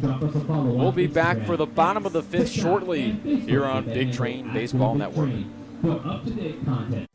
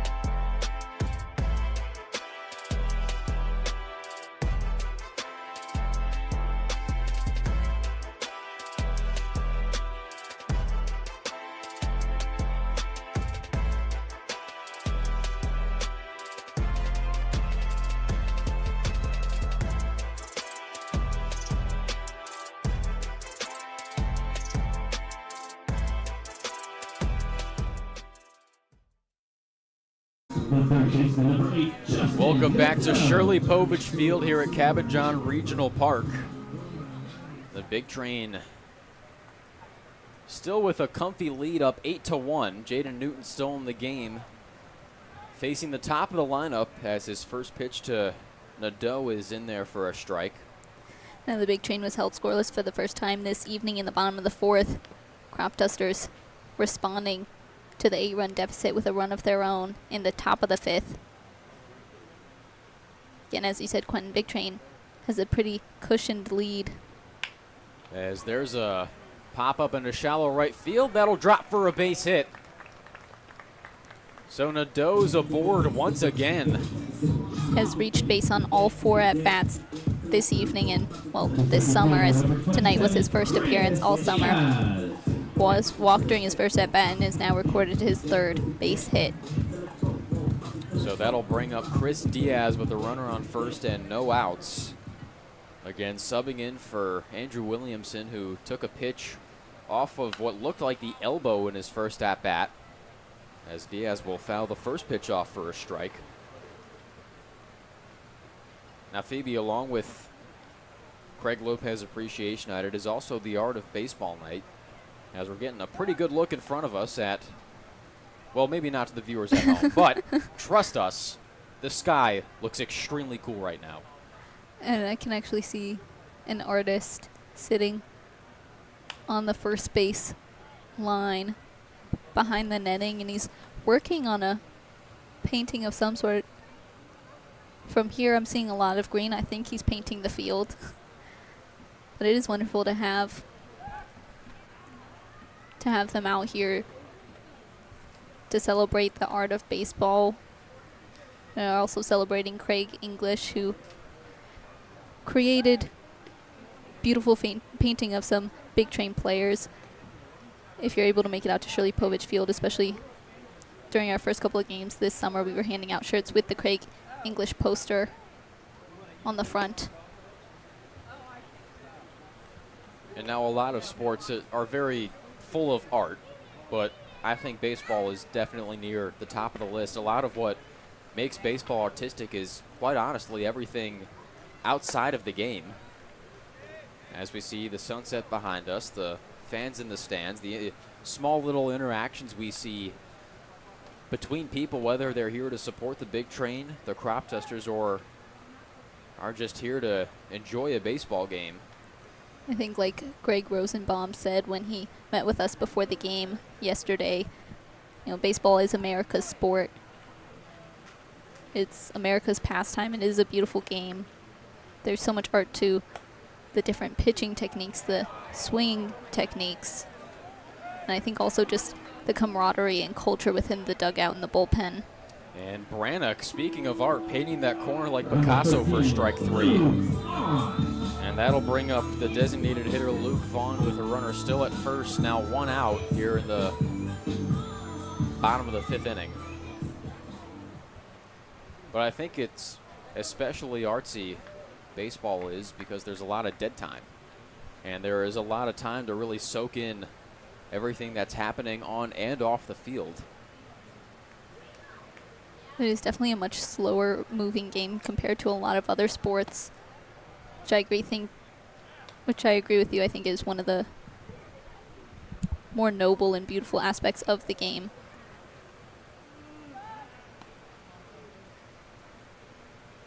It's also one of the most taxing sports,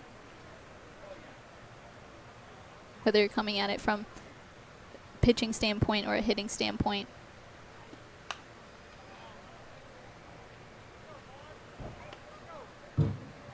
Looks like he hit the tree. I mean, we had 3 hit by pitches already this evening, and those balls are coming at you at 90 miles an hour. That's art. That is hard. So the count's still 0-2 on Vaughn.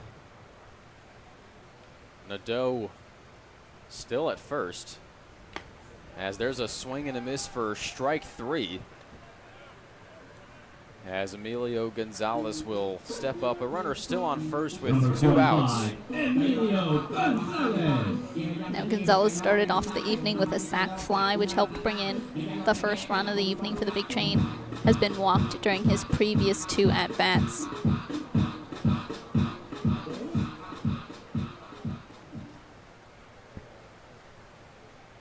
The first offering to Gonzalez, swung on and missed for strike 1.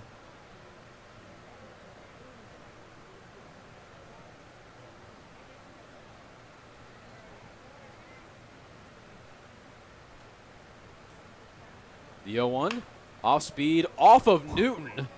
Reinhold can't get to it. Nadeau flying around second, he'll head to third. My goodness, that was an absolute rocket off of Newton. An unfortunate sequence of events there for the Cropdusters keeps this inning alive for the Big Train. Talk about a funky hit. That one just ricocheting off of pitcher Jaden Newton. We talked about from the hitter's standpoint of being hit by a 90-mile-per-hour ball. That one rocketed into Jaden Newton. And with that, your Big Train has put runners on the corners for Jaden Bastian, who started off his evening with a double, had a base hit during his previous at-bat. As a look at the first pitch, high for a ball. Now the Cropdusters have committed a handful of self-inflicted errors tonight, but that one, I don't think there was any funk in that hit. That was all gas, no brakes off the bat of Gonzalez as the count moves to 2-0 on Bastian. And with how hard Gonzalez normally hits the ball, that is not a fun batter to have hit a baseball straight back at you.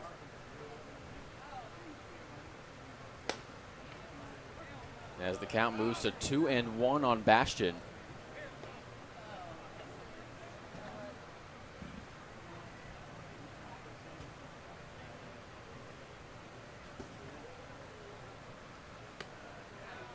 The count now 3-1 on Bastian, with Whitaker waiting on deck.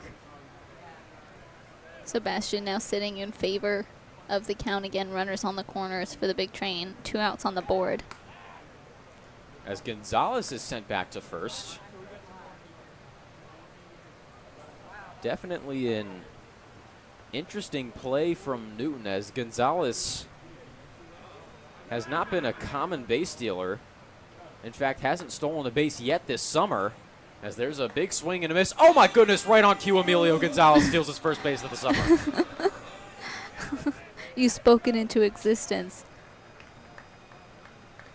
So Newton maybe rightfully was paying some close attention to Gonzalez over at first. As you said, Gonzalez stealing his first base of the summer has now put 2 runners in scoring position. As there is another 2-strike hit by pitch.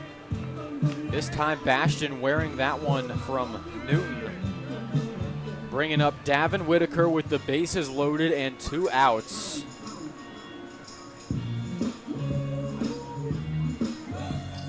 Number 26, Davin Whitaker. So the Big Train, already a very cushy 7-run lead, have the chance to extend it even further. Bases loaded, 2 outs on the board. The big bad bat of Davin Whitaker at the plate. It's Nadeau at third. Gonzalez at second, Bastian at first. As Whitaker will take the first pitch high for a ball. Now we've only seen 1 grand slam in this park. That was A.J. Martin. That one grounded to short, fielded by Reinhold on to second for out number 3. So the Big Train leave them loaded as Whitaker was retired on a ground out. They still lead by 7. We'll be back with the top of the 6th shortly here on Big Train Baseball Network. Big Train staff. Fill that back.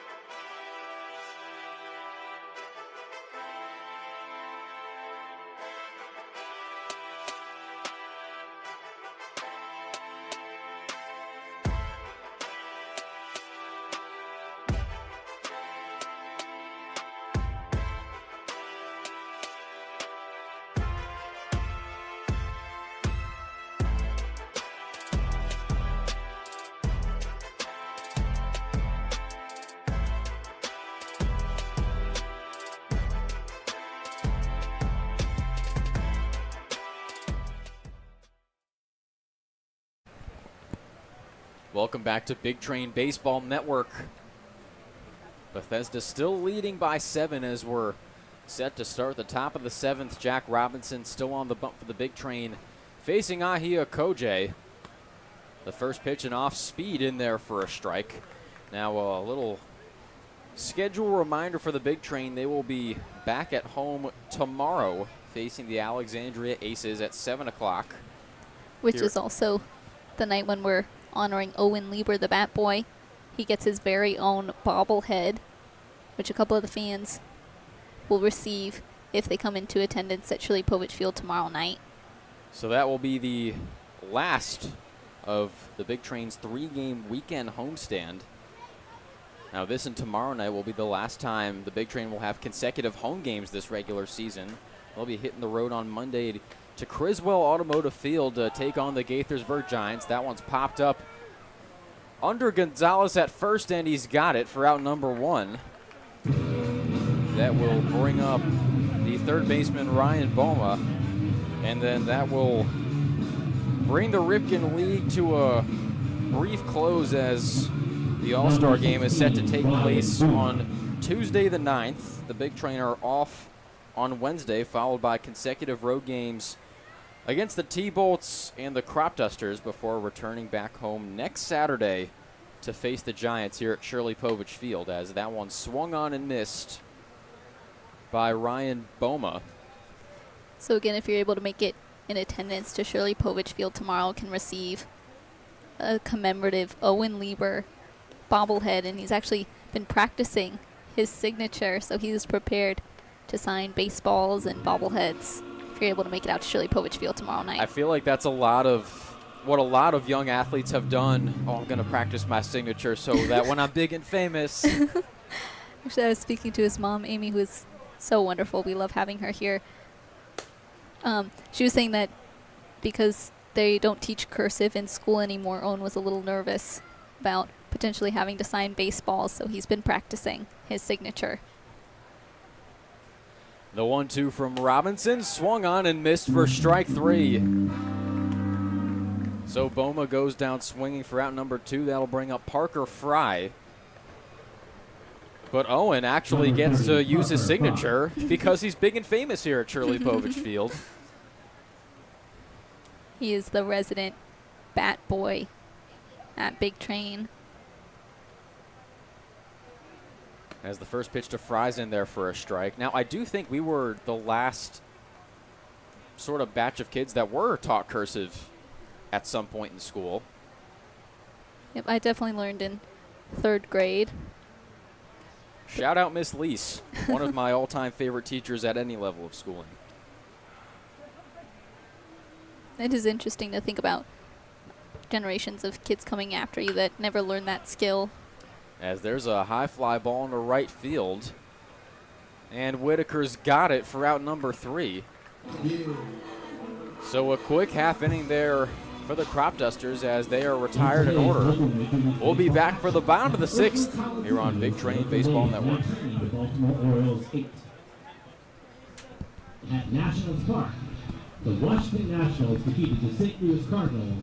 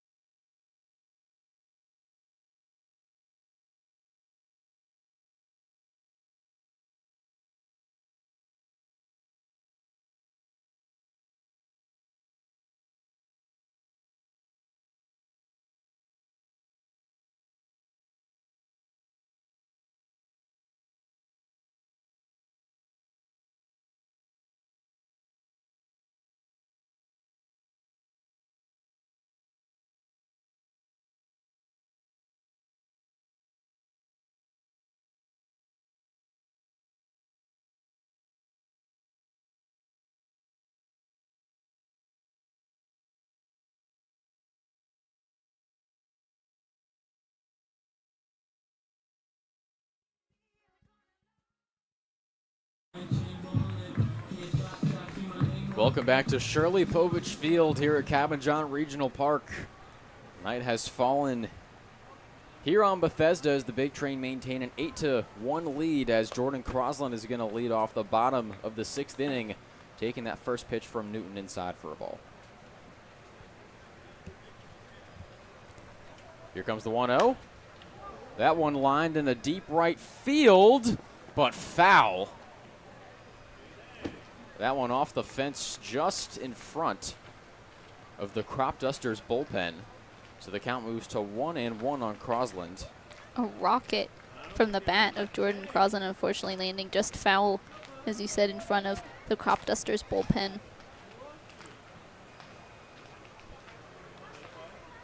Here comes the 1-1. Crosland checking his swing, did not go around, so that'll move the count to 2-1. So Phoebe, as we were talking about last inning, there are actually only, including tomorrow, 3 promotional nights left here at Shirley Povich Field. Now, tomorrow, as you said, the first 500 fans will be receiving an Owen Lieber bobblehead. And then on July 13th, so next Saturday against the Giants, it will be Fan Appreciation Night as well as a tribute to Latin baseball. And then on Wednesday, July 17th against the Grays, it will be Jewish Heritage Night. As Crosland will take his base on balls, that'll bring up the shortstop Landon Franklin. Some exciting events planned here for Shirley Povich Field. Not very many games left as the summer is starting to come to a close. Don't say that.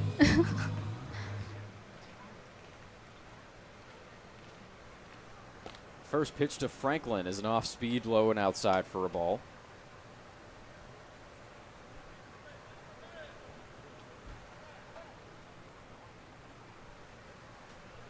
As we're going to have time called here.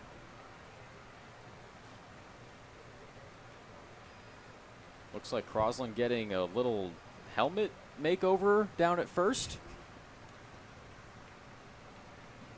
Something might have been knocked loose on his helmet.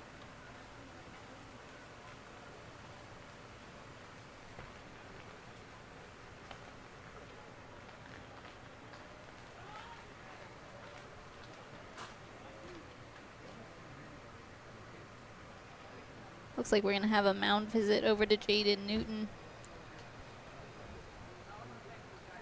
As Newton's been cruising here in his relief appearance, taking over for Peyton Brannock, who was roughed up a bit in the first 3 innings. That's right, the Big Train scored all 8 of their runs in the first 3 innings, have now been held scoreless for the previous 2 by Jaden Newton. Now, although the Big Train does have a cushy 7-run lead at the moment, looking to perhaps pad that even further. Crosland takes off the throw down to second, not in time. That was a bit unexpected. We saw him getting his helmet checked out, and then the next time you look back at the field, he's charging for second base, successfully steals second. So that's Crosland's 9th stolen base of the summer. Coincidentally putting the 9th potential run in scoring position. As the count moves to 3-0 on Franklin with Cole Constable waiting on deck. Again, Franklin with a home run earlier this evening to set into motion the 5 spot in the bottom of the 3rd. As the 3-0 pitch is in there for strike 1.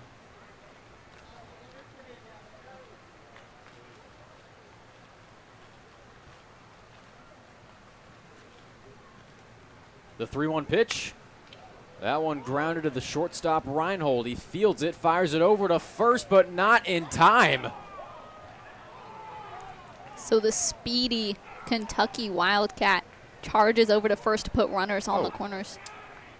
Actually, pardon me, I was actually looking at the first base coach who said no safe and not the umpire who's actually responsible for making the call. He ruled Franklin out at first. He faked you out. I think he was hoping to fake out the other umpires as well. So Crosland able to advance to 3rd. That'll bring up Cole Constable. Jumps on the first pitch again, but this time fouls it off for strike 1. He's been extremely aggressive at the plate tonight.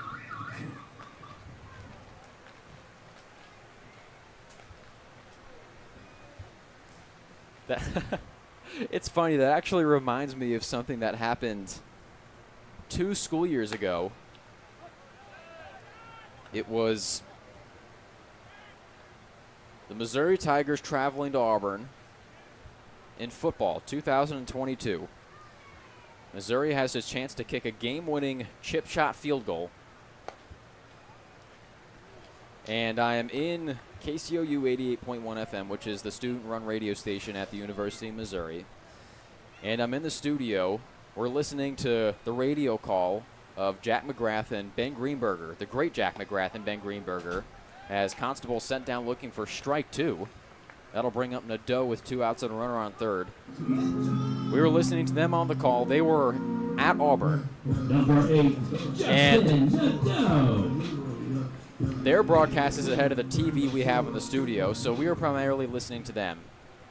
And so Harrison Mevis, the Missouri kicker, will go down as an all-time great for how clutch he was and how much he performed in big-time games. It's a chip shot field goal right down the middle. Kicks it. He misses. Ben Greenberger, God bless him, phenomenal broadcaster, was looking at the Mizzou sideline, who was celebrating. They thought Mevis had made it and they had won the ball game, but he was not looking at the 2 referees under the goalpost who were actually responsible for making the call. And sure enough, we hear in the radio, "It's good. Missouri has won. Wait!" And we all put our hands on our head, and we realized that Mevis had, in fact, missed the kick. Sure enough, we see it on TV. Auburn goes on to win in overtime. But Ben Greenberger, one of the best voices that has ever come through KCOU. It happens to the best of us, as Nadeau will take his base on balls. That'll bring up Chris Diaz with runners on the corners and 2 outs. And so that was a lesson in broadcasting, which I clearly did not take a couple of moments ago. When a close play happens, look at the people that are actually responsible for making the call. You know, I think the coach on the first base, he almost got away with it. Franklin was comfortably standing aboard first, was willing to take it as a base hit. The first pitch to Diaz is popped up. Under it is McMeans at second. He'll make the catch for out number 3. So runners are stranded at the corners for the Big Train. They maintain an 8-1 lead. We'll be back with the top of the 7th shortly here on Big Train Baseball Network. Hot dog, banana, and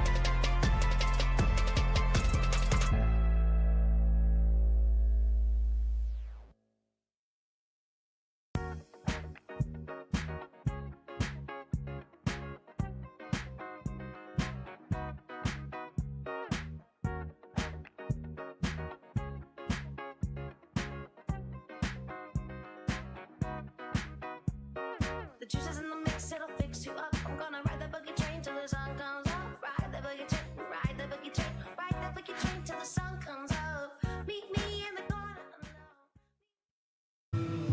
Welcome back to Big Train Baseball Network. Bethesda still leading 8-1 as we're set to start the top of the 7th inning. The Big Train have a new pitcher on the bump.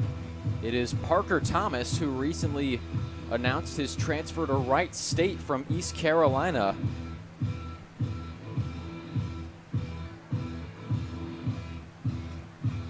As he'll face the bottom of the Cropdusters order, 7, 8, 9, to start the inning with the second baseman, Kevin McMeans.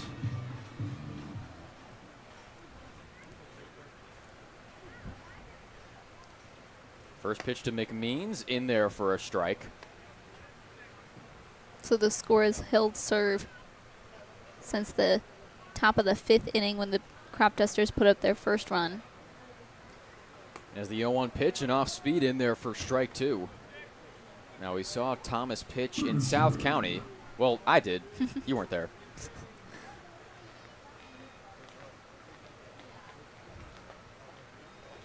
As the 0-2 off speed got away from Thomas. Looks like he might have held on to that one a split second too long.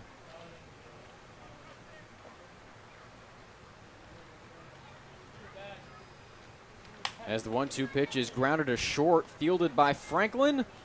On to first for out number 1. So that'll bring up the right fielder, Griffin Povich. Povich knocked in a sacrificial bunt during his previous at-bat Number 54, to push Griffin Kevin Povich. McMeans, who had recorded a double, into scoring position at third. And then a sac fly from 9-hitter Jason Janesco solidified the first run for the Cropdusters.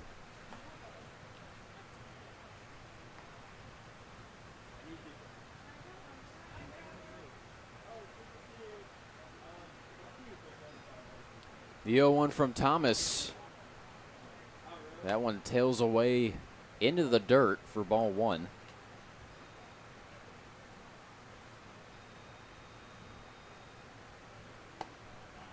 Count now 1-2 on Povich, with Janesco waiting on deck.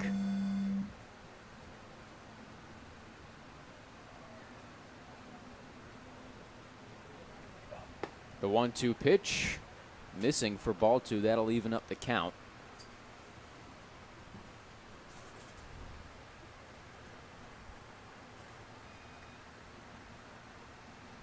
Here comes the 2-2.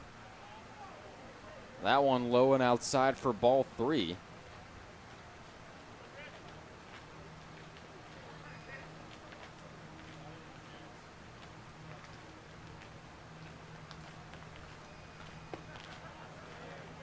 And the Bronc will take his base.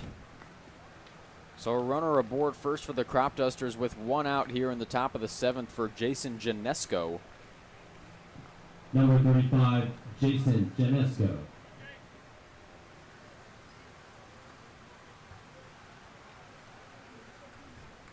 Now Janesco playing his college ball at East Carolina. We've already mentioned the WWE once on this broadcast. East Carolina, the alumni of the great Vince McMahon.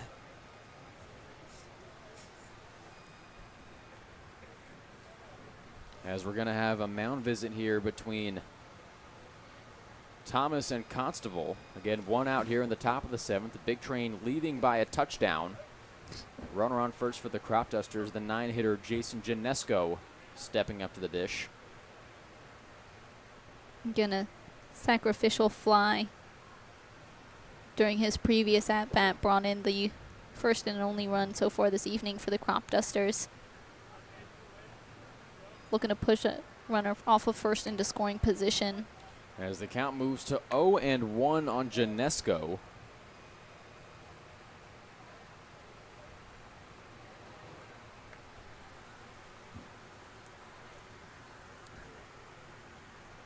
Here comes the 0-1. That one low and outside. A good backhand stop by Constable.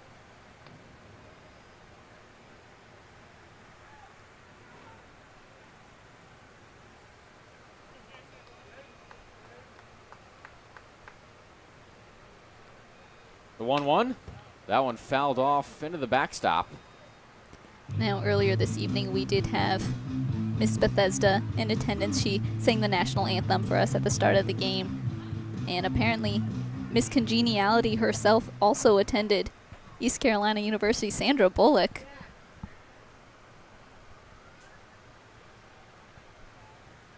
Some pretty well-known Pirates out there in the world. Runner takes off. Constable can't get a glove on that one. So Povich will take second. He's in scoring position with one out. The count 2-2 on Janesco. It looks like Constable might have taken his eye off the ball for a split second.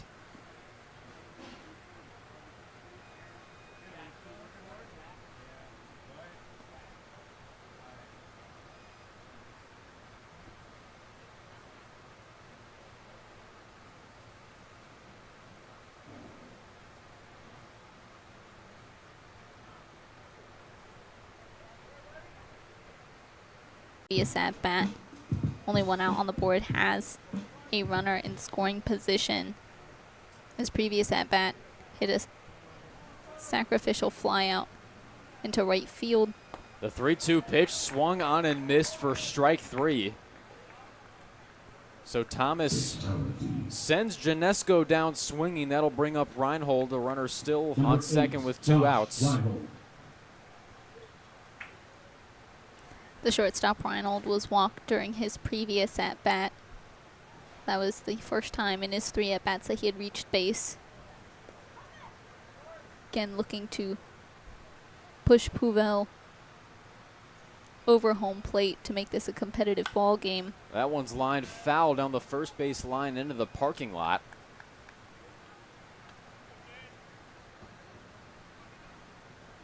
For your safety, children may not exit Shirley Povich Field without a parent. Thank you.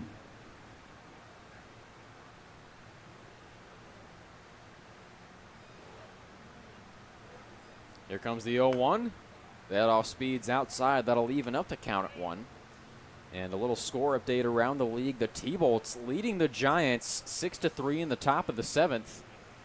And over at South County High School, the Aces leading the Braves 8-3 also in the top of the 7th. Again, the Grays dominating the Senators in Waldorf 8-1 earlier today.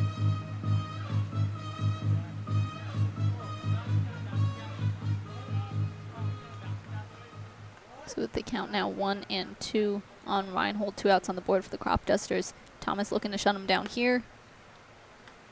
Can't get Reinhold biting on the off speed outside. That'll even up the count at 2.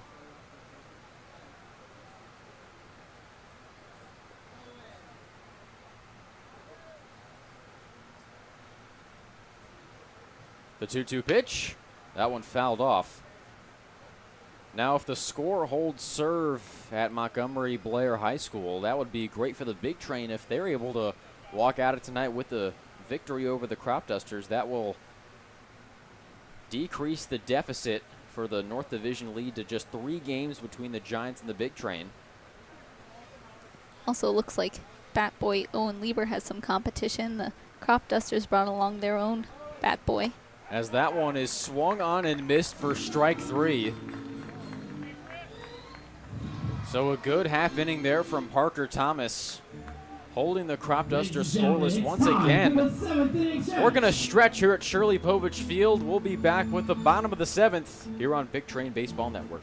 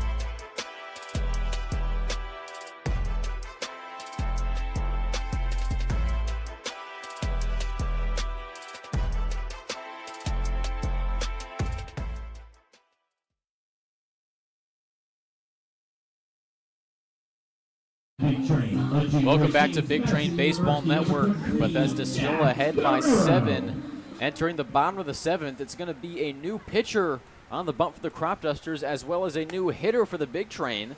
It's going to be Jack Guerrero stepping in for Luke Vaughn at the designated hitter spot. And on the bump, it's going to be Caleb Menina for the Cropdusters. Menina, rising senior at the University of North Alabama. That one's grounded to second, gloved by McMeans, flips it over to first for out number 1. Menina, recently transferred from the University of New Orleans, hails from Morgan City, Louisiana.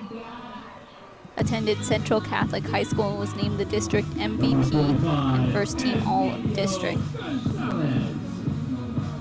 And in 2022 and 2023 at the University of New Orleans, posted a 2.66 ERA.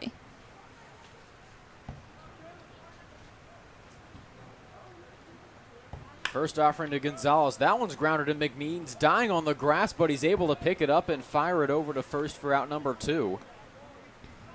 So Gonzalez is retired quickly. That'll bring up Jaden Bastion with no one on and 2 outs. Now Menina, last season for the Lions, pitched 16 2/3 innings. Allowed 18 earned runs, but 7 of those were in one outing against Kennesaw State back on March 16th. So the numbers not totally telling of Menina's 2024 campaign. Now Kennesaw State joining Conference USA for the 24-25 season and hopefully beyond. As the 1-0 to Jaden Bastion swung on and missed for a strike. The Owls making the jump to the FBS level at football.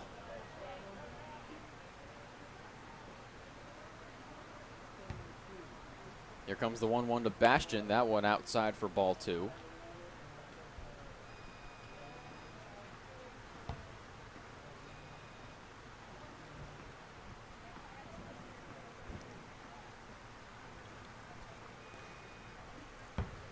Here comes the 2-1. That one fouled off. That'll even the count at 2.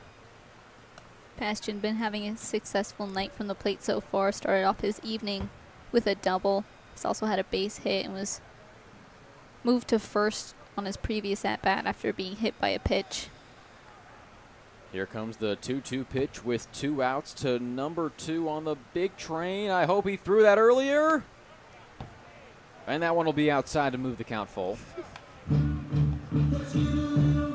Now, again, both this score and the one at Montgomery Blair High School were to stay as such, that would also be big for the Big Train, who would move a game further ahead of the Cropdusters in the North Division standings, as well as closer to the Giants, as the 3-2 pitch is popped up foul out of play. And so as the regular season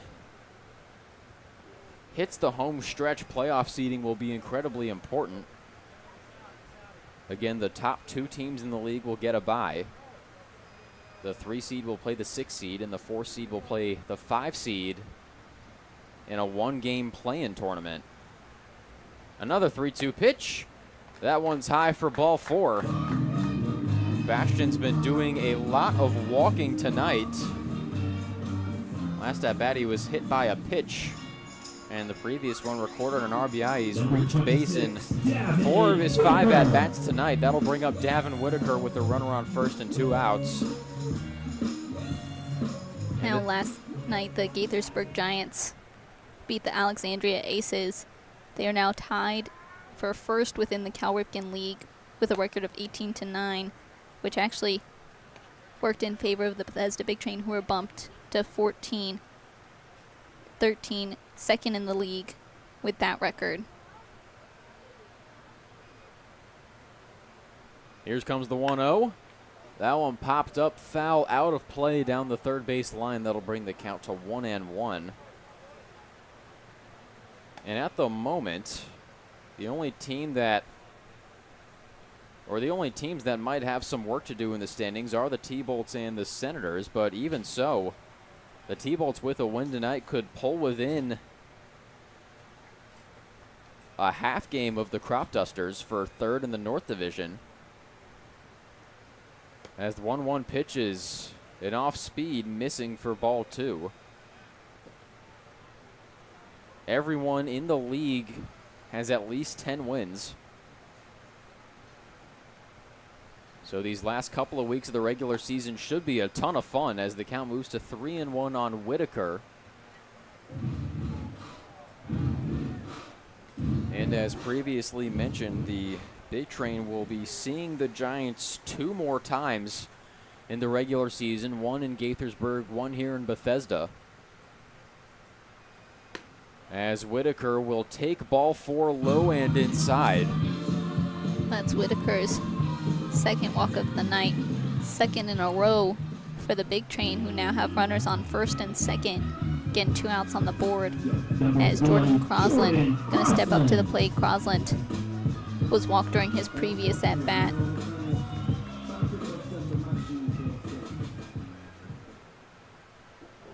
Again, the Big Train have been held scoreless since the bottom of the third, already have a cushion lead. As Crosland will take the first pitch from Menina outside for a ball.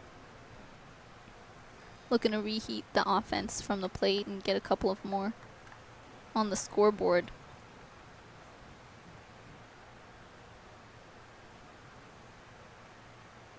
Here comes the 1-0. That one in there for strike 1.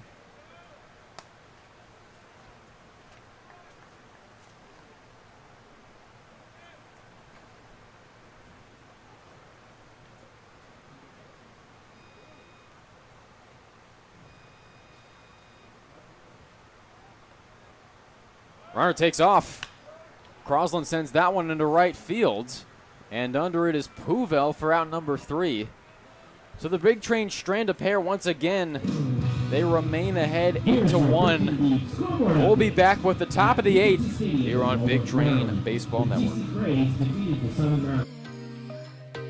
Keep hoping you feel this too. Holding on and on and on and on. Hoping I can get to know you better. Living in sweet suburbia. Some fun is all we want.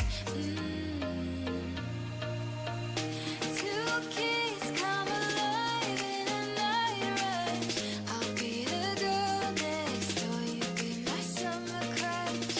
Yeah, I think you should come and pick me up. 'Cause nothing feels as good as summer love.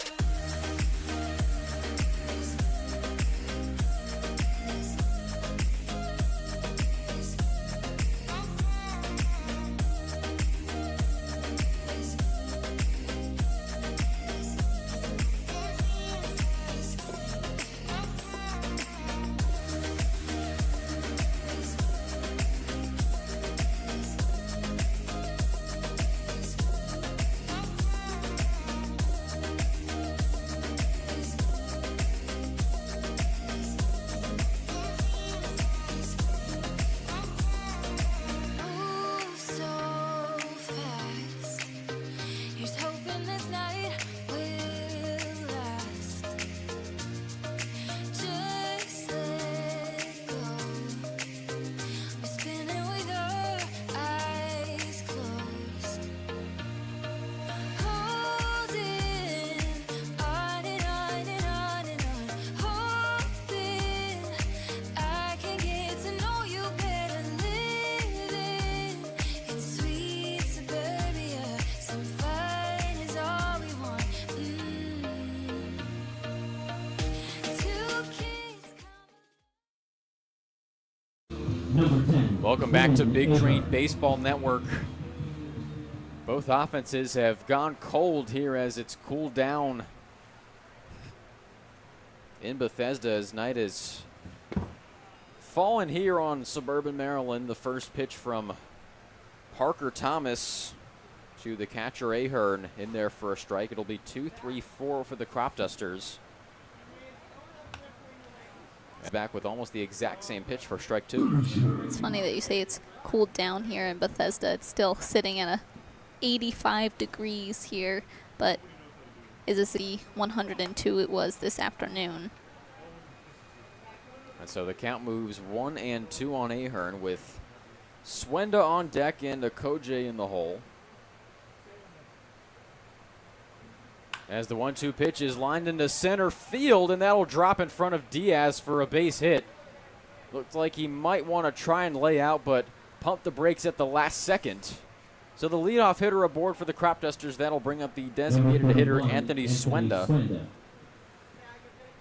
That's the second base hit of the evening for Ahern.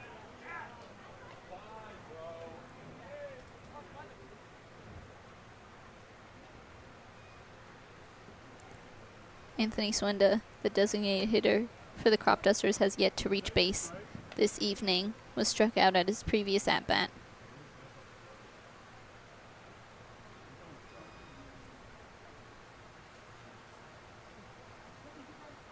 Here comes the 0-1.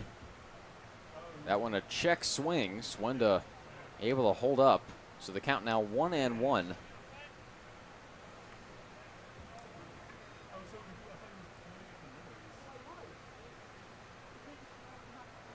Here comes the 1-1. That one in there for strike 2.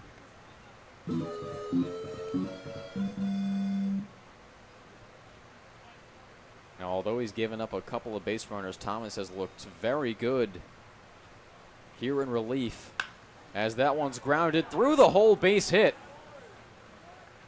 A sliding effort from Justin Nadeau, unfortunately just unable to get a good glove. And so that'll bring up Okoje with no outs and runners on first and second. Number 15, Ehi Okoji. As you mentioned at the start of the 8th inning, bats have gone relatively cold since the top of the 5th when the Cropdusters recorded their first run of the evening. As the first pitch to Okoje's in there for a strike. Now looking to reheat the vigor from the plate and make this a competitive ball game with 2 runners on base, no outs on the board.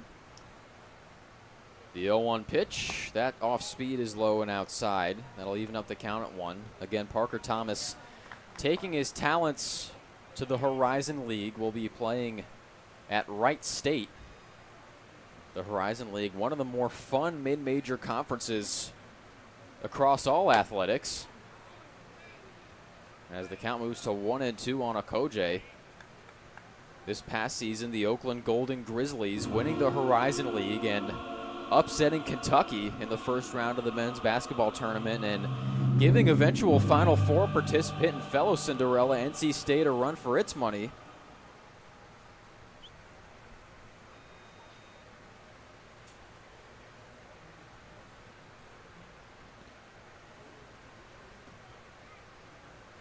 Here comes the 1-2. That off speed scooped by Constable. That'll bring the count even at 2.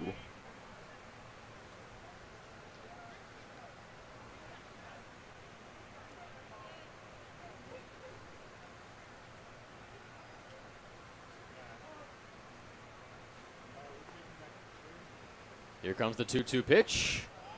That one inside, bringing the count full. Waiting on deck is the third baseman, Ryan Boma.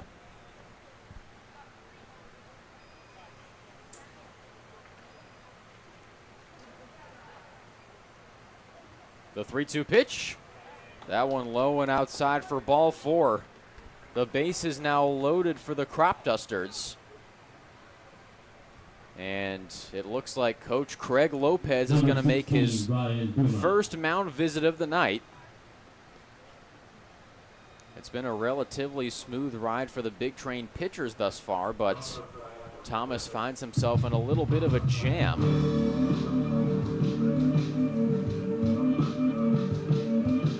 And it looks like this is going to be a visit filled with reassurance from Lopez to Thomas. As we have talked about a couple of times here, there's aren't many people more reassuring around here than Coach Craig Lopez. Lopez always has so many kind words to share when he sees you. Definitely a spot of warmth and positivity at Shirley Povich Field. I think we've mentioned a couple of times on the broadcast the infamous Lopez hug that you can receive at every game. He emphasizes the importance of hugging heart to heart to show the other person that they are loved and they are appreciated. And one of my favorite things is he does it to almost everybody that walks through these gates here at Shirley Povich Field, whether it's an intern strolling in at 4 o'clock, 3 hours before game time, or a pitcher that's in need of a confidence boost in a clutch spot. Always seems to have proper words of encouragement.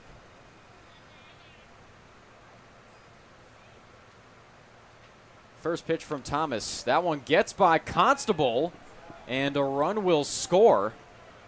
So the Big Train lead cut to 6 as Ahern's speeding home from third on the ball that got by Constable. So Thomas looking to regroup here. The score has been held serve since the top of the 5th. Cropdusters now starting to bite back, have brought the Big Train's lead down to 6. The 1-0. That one grounded to third under the glove of Nadeau. That'll allow 2 runs to score for the Cropdusters. The lead now just 4 for the Big Train. A little turn of events here at Shirley Povich Field, and now it looks like we're going to have a pitching change. Parker Thomas's night will be done. So we're going to take a quick commercial break here on Big Train Baseball Network. We'll be back very shortly.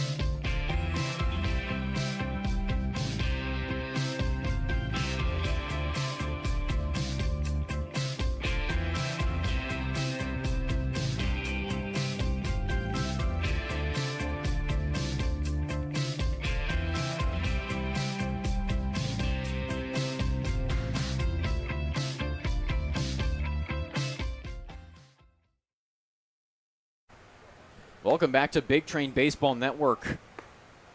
You just saw Ryan Boma drive in 2 with a double, cutting the Big Train lead to 4. That catalyzed a pitching change for Bethesda. It's Mad Max Martzoff in to try and stop the bleeding for the Big Train, as his first pitch to Parker fries in there for a strike. Now, we've mentioned before, Max Martzoff has become one of the more reliable closers for manager Sal Colangelo. Is going to be making his 2nd Cal Ripken League All-Star appearance. Although last summer the game was rained out, Max Martzoff has been chosen to represent the Northern Cal Ripken League in the All-Star game for a 2nd time. Here comes the 1-1 to Fry. That one lined under the glove of Nadeau again. Here comes Boma around third. He will score without a throw. And the Cropdusters rallying here in the top of the 8th. The Big Train now lead by just 3. Now, we've mentioned at the beginning of the broadcast how every matchup between the Big Train and the Cropdusters so far this summer has been a very competitive game, and you're seeing that come to life here in the top of the 8th inning. Cropdusters re-hitting those bats. They're coming alive at just the right time. They've made this a competitive ball game. But the Big Train's lead just at 3 now. As the count now 1-0. Looks like we're going to have a pinch hitter here for the Cropdusters. It'll be, I apologize, this isn't a pinch hitter. This is just Kevin McMeans. He's been in the game the whole time. McMeans recorded a base hit at his first at-bat, followed it up with a double. As the count moves even at 1-1.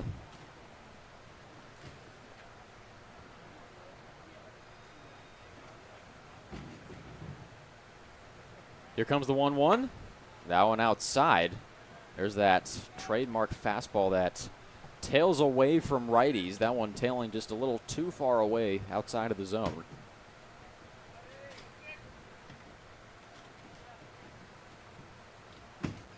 The 2-1 pitch. That one swung on and missed for strike 2.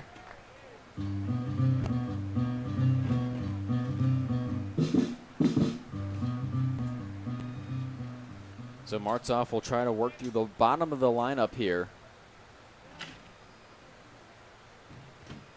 As the 2-2 pitch gets away from Constable, that'll allow Fry to take second and will move the count full on McMeans with Griffin Puvel waiting on deck. That one looked like it got away from Martzoff, and he knew it pretty quickly.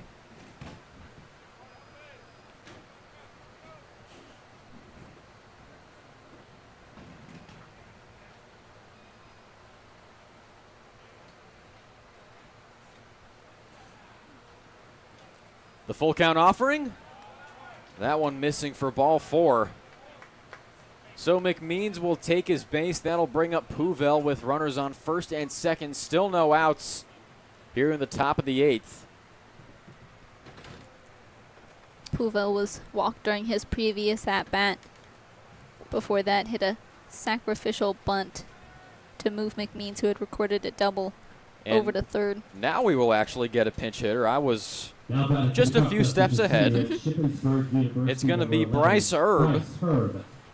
One of those all-stars we were talking about earlier that was not in the starting lineup, but stepping up as the Cropdusters are trying to make a massive comeback here in the top of the 8th as the first pitch to Erb is in there for a strike.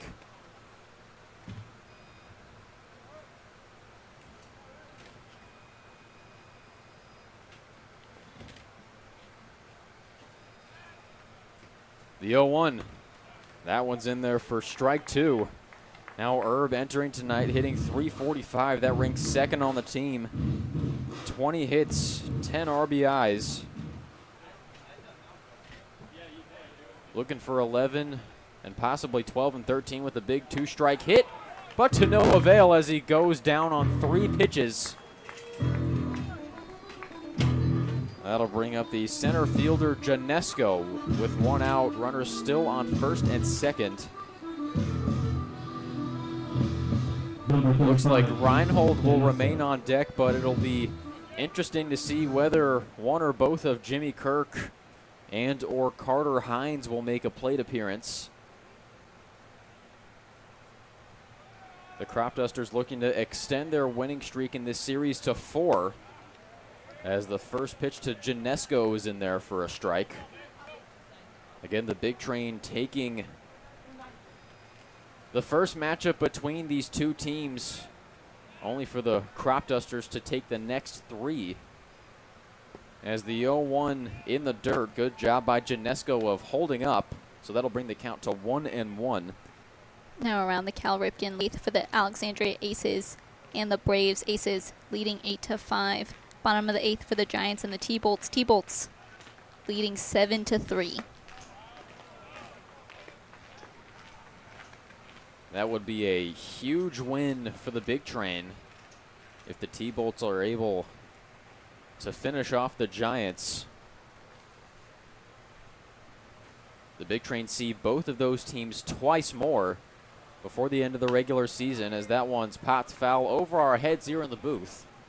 And I probably shouldn't reach my hand up any higher, as there is a very quickly spinning fan above us.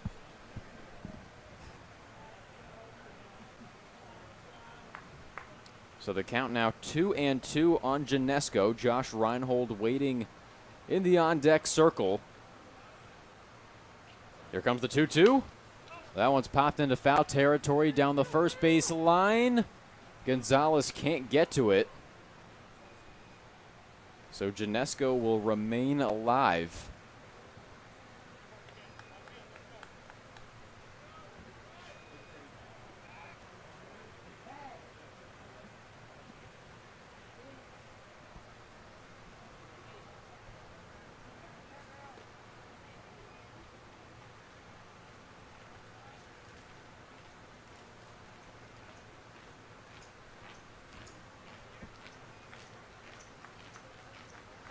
Another 2-2 pitch. That one grounded right past Martzoff.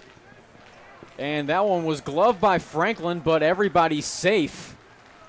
An unfortunate collision between shortstop and second baseman, who both chased after the ball.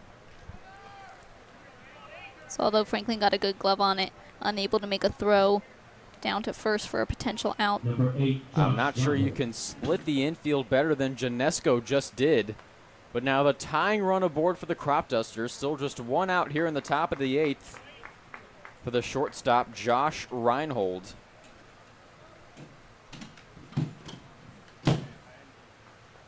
The first offering outside for a ball. Good backhand stop from Constable.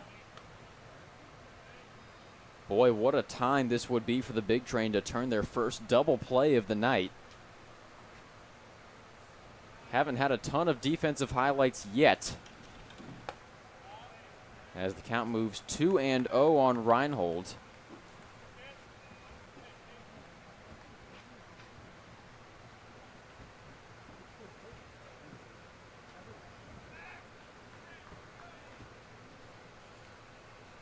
The 2-0. That one in there for strike one.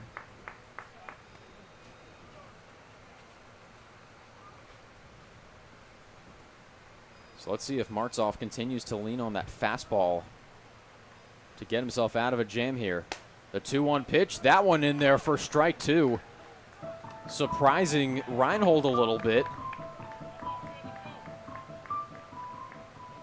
That late, but just such a sharp break on that fastball from Martzoff. Here comes the 2-2. That one in there for strike three. So Martzoff leaning on the fastball, and it pays off there for out number 2. A huge out for Max Martzoff. Now just one out away from Number 10, Quinn Ahern. protecting the Big Train's 3-run lead. Again, in a dangerous jam here with Cropdusters loading the bases.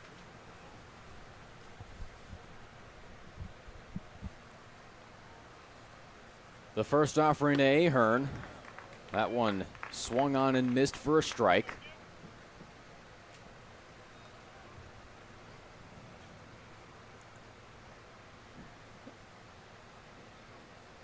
Here comes the 0-1. That one fouled off into the glove of Constable. That'll bring the count to 0-2. Can Max Martzoff do it again?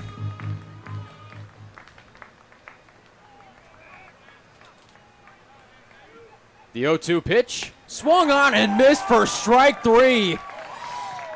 Another huge out from Max Martzoff. Got the Big Train out of a jam, has protected their lead as they move into the bottom of the 8th inning. When in doubt, call Max Martzoff. Leaves the bases loaded, but not before a 4 spot from the Cropdusters. The Big Train lead by just 3 as we head into the bottom of the 8th here on Big Train Baseball Network.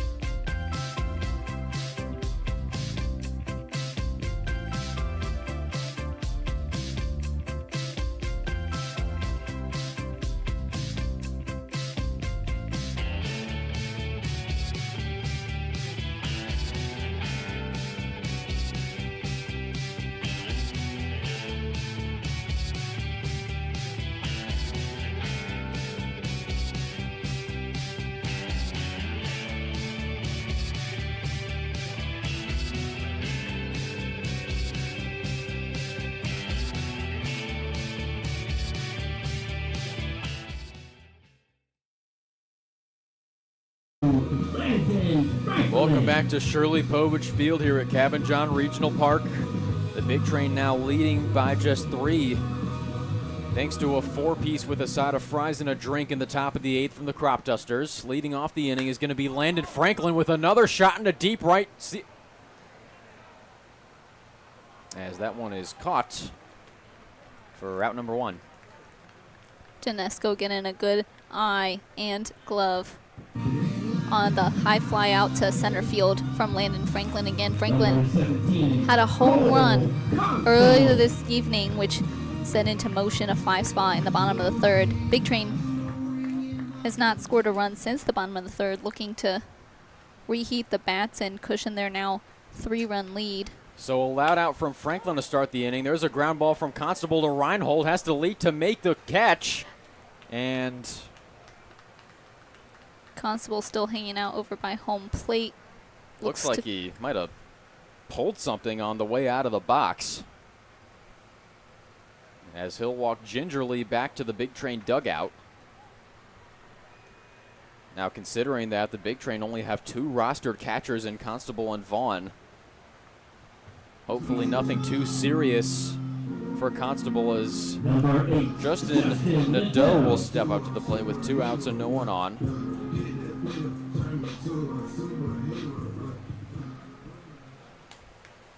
So the newbie Nadeau now at the plate has reached base during every at-bat so far this evening. Was walked during his previous at-bat. Again, looking to revigor the bat. Here comes the 1-1 to Nadeau. That off speed tailing away outside the zone for ball 2.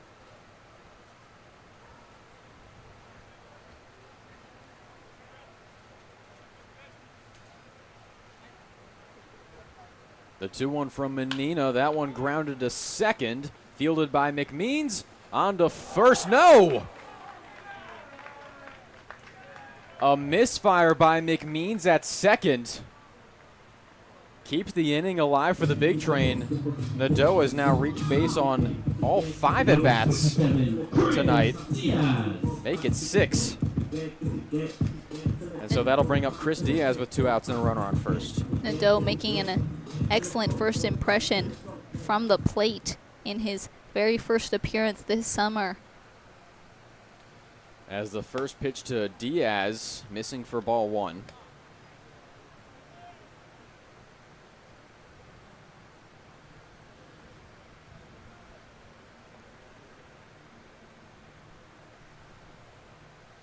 Here comes the 1-0.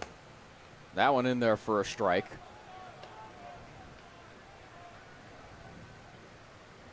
Menina looking to keep this game at 8-5 and give his offense the best chance possible to continue this late inning onslaught. Here comes the 1-1. That one low and in the dirt for ball 2. Now, the last time these two teams met here, it was the Big Train who needed a late inning comeback to make this one interesting. The Cropdusters are on their way to flipping the script, as the 2-1 is grounded foul down the first base line. That'll even up the count at 2 with 2 outs here in the bottom of the 8th.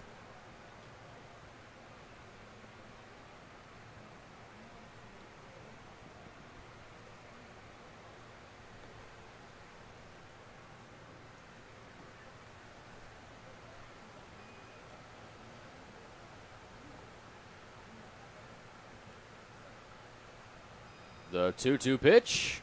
That one in the dirt. That'll bring the count full, with Jack Guerrero waiting on deck, again in place of Luke Vaughn, who started the night at designated hitter.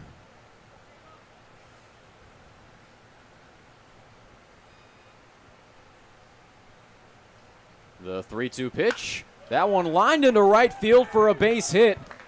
Nadeau zipping around second. He'll head into third, as Diaz will be tagged out trying to take second.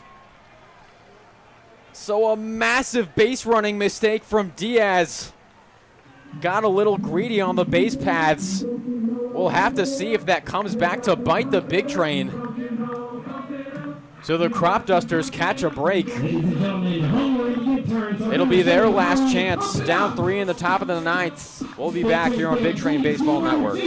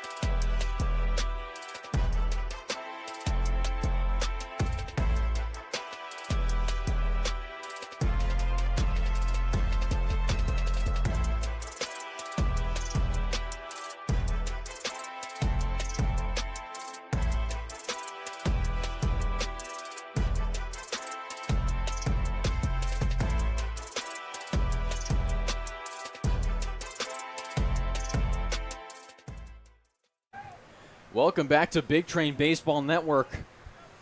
It'll be Jonathan Stevens in for Max Martzoff, looking to protect this 3-1 lead and give the Big Train their first 3-game winning streak since they started the season 3-0, all the way back in early June, as Stevens' first pitch to Anthony Swenda is in there for a strike. Stevens will have to face the heart of the Cropdusters order. Again, this is the Cropdusters' last chance to take the victory, put up an impressive 4 spot in the top of the 8th. Again, giving the Big Train a little taste of their own medicine with some late inning magic. Looking to seal the deal here. Stevens looking to shut them down. Here comes the 0-2. There's a high fly ball in the center field. Under it is Diaz, and he makes the catch for out number 1. So Swenda is retired. That'll bring up the left fielder, Ahi Okoje. And on deck is Ryan Boma. So at the moment, no substitutions in the lineup for the Cropdusters.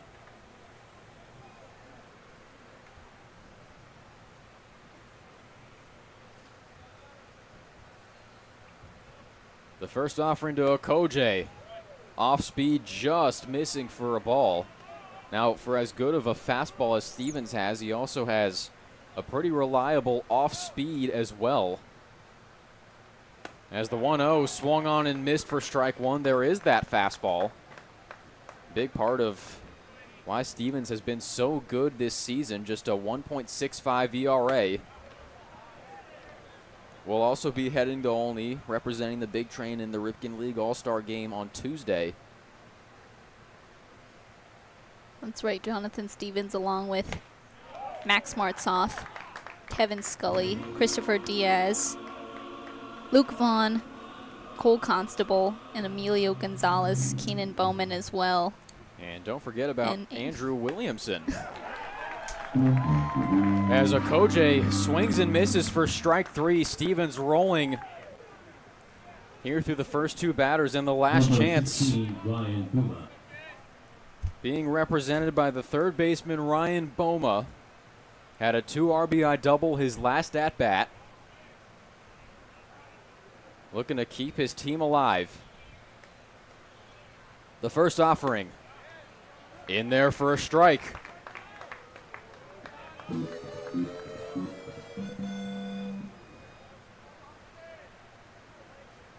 The 0-1. Deja vu all over again for strike 2.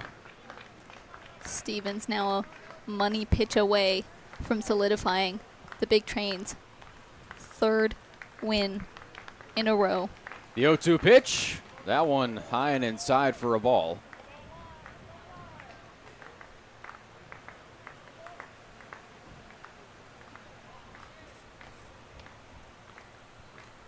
The 1-2.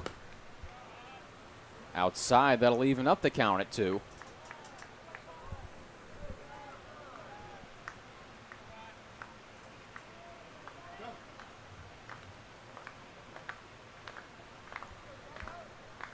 The 2-2 pitch, swung on and missed, strike 3. And good googa mugga, Phoebe. The Big Train have won 3 in a row. That was an impressive comeback from the defensive side. The closing pitchers really coming in clutch there. Jonathan Stevens taking him down 1-2-3 to end the game here. Big Train now with an 8-5 win. Again, as you said, their third win in a row. They have not gone on a 3-game winning streak since the beginning of the season. And what a time to get hot. Their first victory against the Cropdusters since June 2nd, the first time these two teams met, and was the second win on, as we had just said, the only other 3-game winning streak of the season for the Big Train. But Martzoff and Stevens shutting the door on what looked like might be a late-game onslaught similar to the one we saw the Big Train pull off the last time these two teams met here at Shirley Povich Field when the Big Train scored 8 in the bottom of the ninth, only to fall 1 run short. What do you think about the performance by both Martzoff and Stevens to close the deal?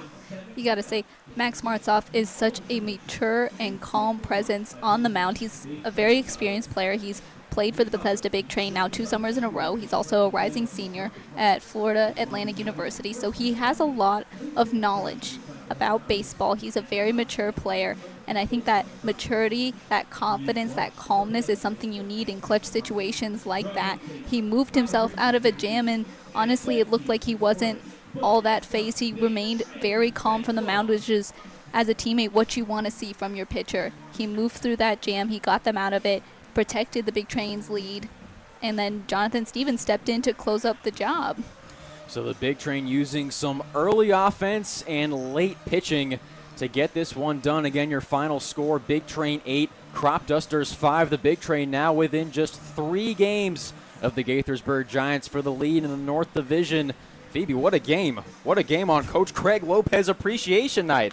How about that? As you said, good googa mugga. So we'll be back here tomorrow. Again, the last game of a 3-game weekend homestand here at Shirley Povich Field. The Big Train will then be hitting the road to Gaithersburg on Monday. But you'll catch us here tomorrow for Parham, doing a great job tonight, working so more. And our executive producer and general manager, Harrison Myers,